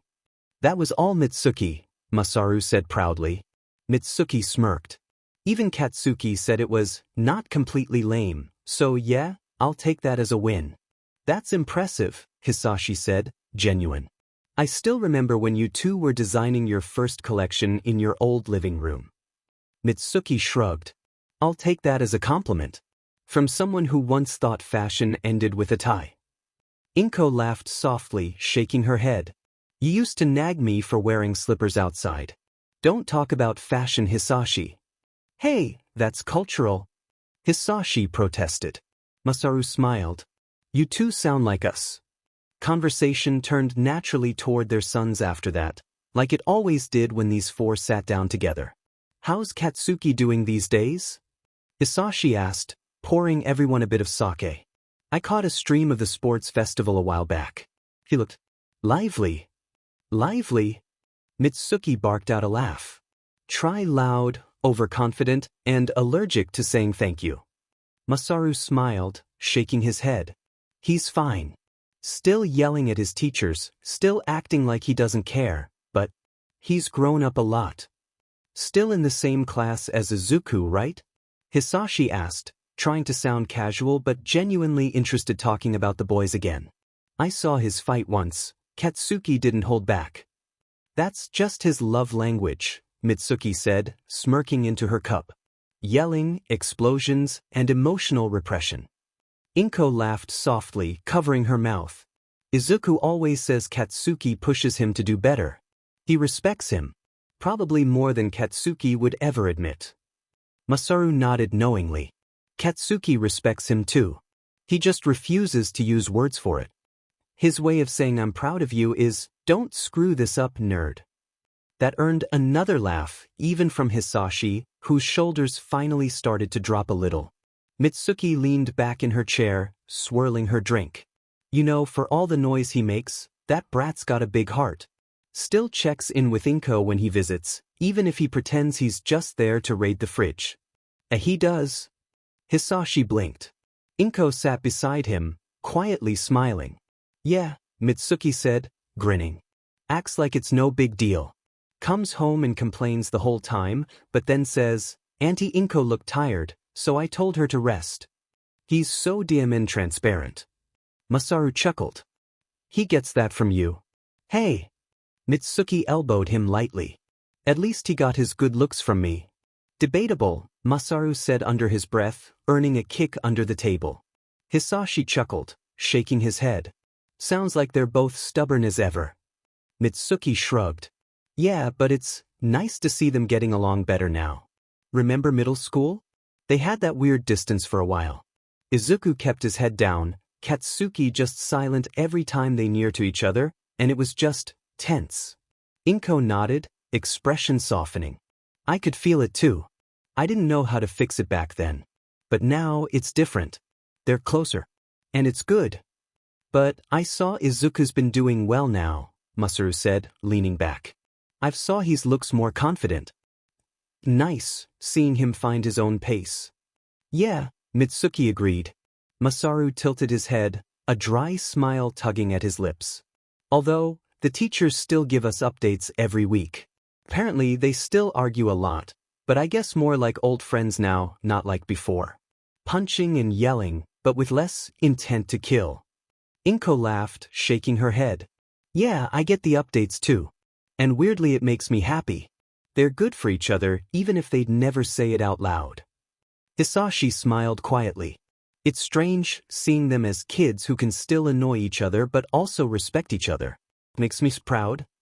Yeah, Masaru said. They're closer now, and yet still yelling at each other like before. I guess only now it's productive? Sort of.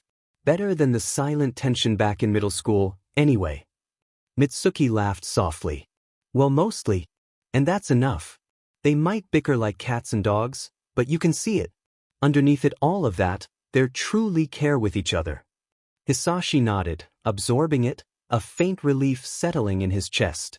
I guess it shows, they've grown. Inko laughed, her eyes glinting with warmth. And I'm glad. Really? After lunch, the table was a happy mess of empty dishes and chopsticks. Laughter had faded into quiet hums, soft clinking of dishes, and the occasional scrape of a chair. For a moment, the apartment felt like the old days.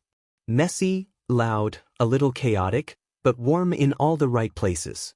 Mitsuki still fiery as ever, Hisashi smiling nervously but trying, and Masaru quietly mediating with that calm patience that had saved them from many arguments before. It almost felt normal again. Almost. When Inko stood to clear the plates, Mitsuki followed without asking. Old habits. They'd done this dance hundreds of times before. Leave it, Inko said gently. I'll handle dessert. Please, Mitsuki snorted, stacking plates anyway. You handle enough already. Inko rolled her eyes but didn't argue. She set down her pudding on the counter, wiped her hands, and mumbled something about washing up before serving dessert. Mitsuki hummed, watching her disappear down the short hallway toward the bathroom. A few minutes later, Mitsuki followed. When Inko came out, still drying her hands, she nearly jumped seeing Mitsuki leaning against the wall, arms crossed, with that familiar look on her face that meant talk time. So? Her friend raised a brow. So? Inko echoed carefully, already bracing. You're really letting him back in? Inko sighed, glancing down the hallway toward the faint sounds of clinking dishes and quiet male conversation in their dining table. He's trying, she said softly, didn't flinch a bit after heard her. Well, for once, he's really trying, or that's what I feel. At least, that's what I've seen these past couple days. Mitsuki snorted, though the sound lacked bite. You know I still don't trust him, right? I know, Inko said softly. But I trust you, Mitsuki continued, voice steady, eyes narrowing slightly. Always have. You've got more patience than anyone I've ever met. Saints, maybe. Inko let that hang for a moment. Yeah, but also I know you're not naive, Mitsuki said finally. So, if you say you're okay with him being back, I'll back you up. But I'll still punch him if he screws up again though. Inko smiled faintly, meeting her friend's reflection in the small hallway mirror. I'd expect nothing less. There was a pause, not awkward, just quiet, like both women were taking a breath they hadn't realized they'd been holding. You know, then Mitsuki's tone softened. We all saw it back then. When the boys were still kids, and when you showed up smiling and saying everything was fine. She shook her head, clicking her tongue. I could see, you were breaking inside, and yet you still made sure everyone else was okay first. Inko's expression faltered. I remember, she said quietly. Mitsuki reached out, resting a hand on her arm. Gentle, almost hesitant. And, I really hate seeing you go through that alone. You didn't deserve it then, and you sure as hell don't now. So if he ever makes you carry all that alone again. I won't, Inko cut in softly, squeezing her hand back. You don't need to worry. Not anymore. Mitsuki studied her face for a long moment, then nodded, satisfied. Good. 'Cause I don't have enough knuckle cream to keep punching idiots for you. That earned a laugh, real and small. Come on, Mitsuki said, pushing off the wall and nudging Inko toward the kitchen. Your pudding's gonna melt. And the boys out there look like they're one polite conversation away from complete silence. Masaru's probably trying to keep Hisashi from apologizing for breathing, Inko said, shaking her head with a grin. Sounds about right. Meanwhile, at the table the air was quieter, but heavier. Wasn't quite anger and wasn't quite forgiveness. It was the kind of heaviness that sits on a chair between two men who don't have the language for soft feelings yet. Masaru poured the last of the sake, then set the bottle down with careful calm. He lifted his cup, took a small sip as if to warm the words he was about to offer, then set it back down again. You know, he began, voice even, Mitsuki punches fast. But I don't. He gave a small, dry smile that didn't reach his eyes. Hisashi looked up, face open. I figured. That doesn't mean I'm not angry. Masaru's eyes met his directly. You left her. You left them. And it wasn't even a weekend trip. Not 2 months. You left for years, Hisashi. He didn't shout. He didn't need to. Each word was measured and heavy. Hisashi's shoulders dropped. He stared into his cup like it might hold an answer. I know, he said. Back then I thought I was protecting them. I thought distance was safer. Masaru's hand rested on his cup, the slight tremble in his fingers betraying the tension beneath his calm. His voice stayed steady. Distance is a choice, Hisashi. It's as much a decision as showing up. You chose to step back. That choice taught them to manage without you. That hurt Inko in a way money can't fix. Guilt pressed against Hisashi's ribs. His voice was small, hesitant. I was scared. I thought my being there would only make things worse. I made a coward's choice and he stopped because the rest was noise. Don't say work as the excuse, Masaru cut in. Not harsh, just direct. Everyone has work. Everyone has reasons. You chose distance. Own that. He tapped the table once, a punctuation mark on the moment. But I'll give you this, he added, softer now. Recognition is the first step. You see it, you're here. That's something. There was a long beat as the meaning of the sentence sank in. Nearby, Inko's laugh floated from the bathroom halfway. The sound seemed half a world away and half an accusation. He looked at his hands, left thumb tracing the grain of the table. I know, I see now how wrong that was. Masaru nodded once. But don't treat it like a trophy. Treat it like a beginning. Hisashi met Masaru's gaze. Yes. And I'm trying. I genuinely want to make it right. I'm planning to move back, permanently, after I close out my last projects in the States. He paused, gathering thoughts. I don't want to be the guy who pops in and out again. I want to be here. For real. The words hung, fragile, hopeful. Masaru's face softened, though his voice stayed steady. But if you truly mean it, you'll show up when it matters. Hisashi let out a humorless laugh that turned into something like resolve. Masaru allowed himself a brief, rueful half-smile. And don't forget, actions matter more than promises. Talk is cheap. So step up. Seriously. Hisashi bowed his head. I get that now. And thank you, both of you, for always being there for her and Izuku even when I wasn't.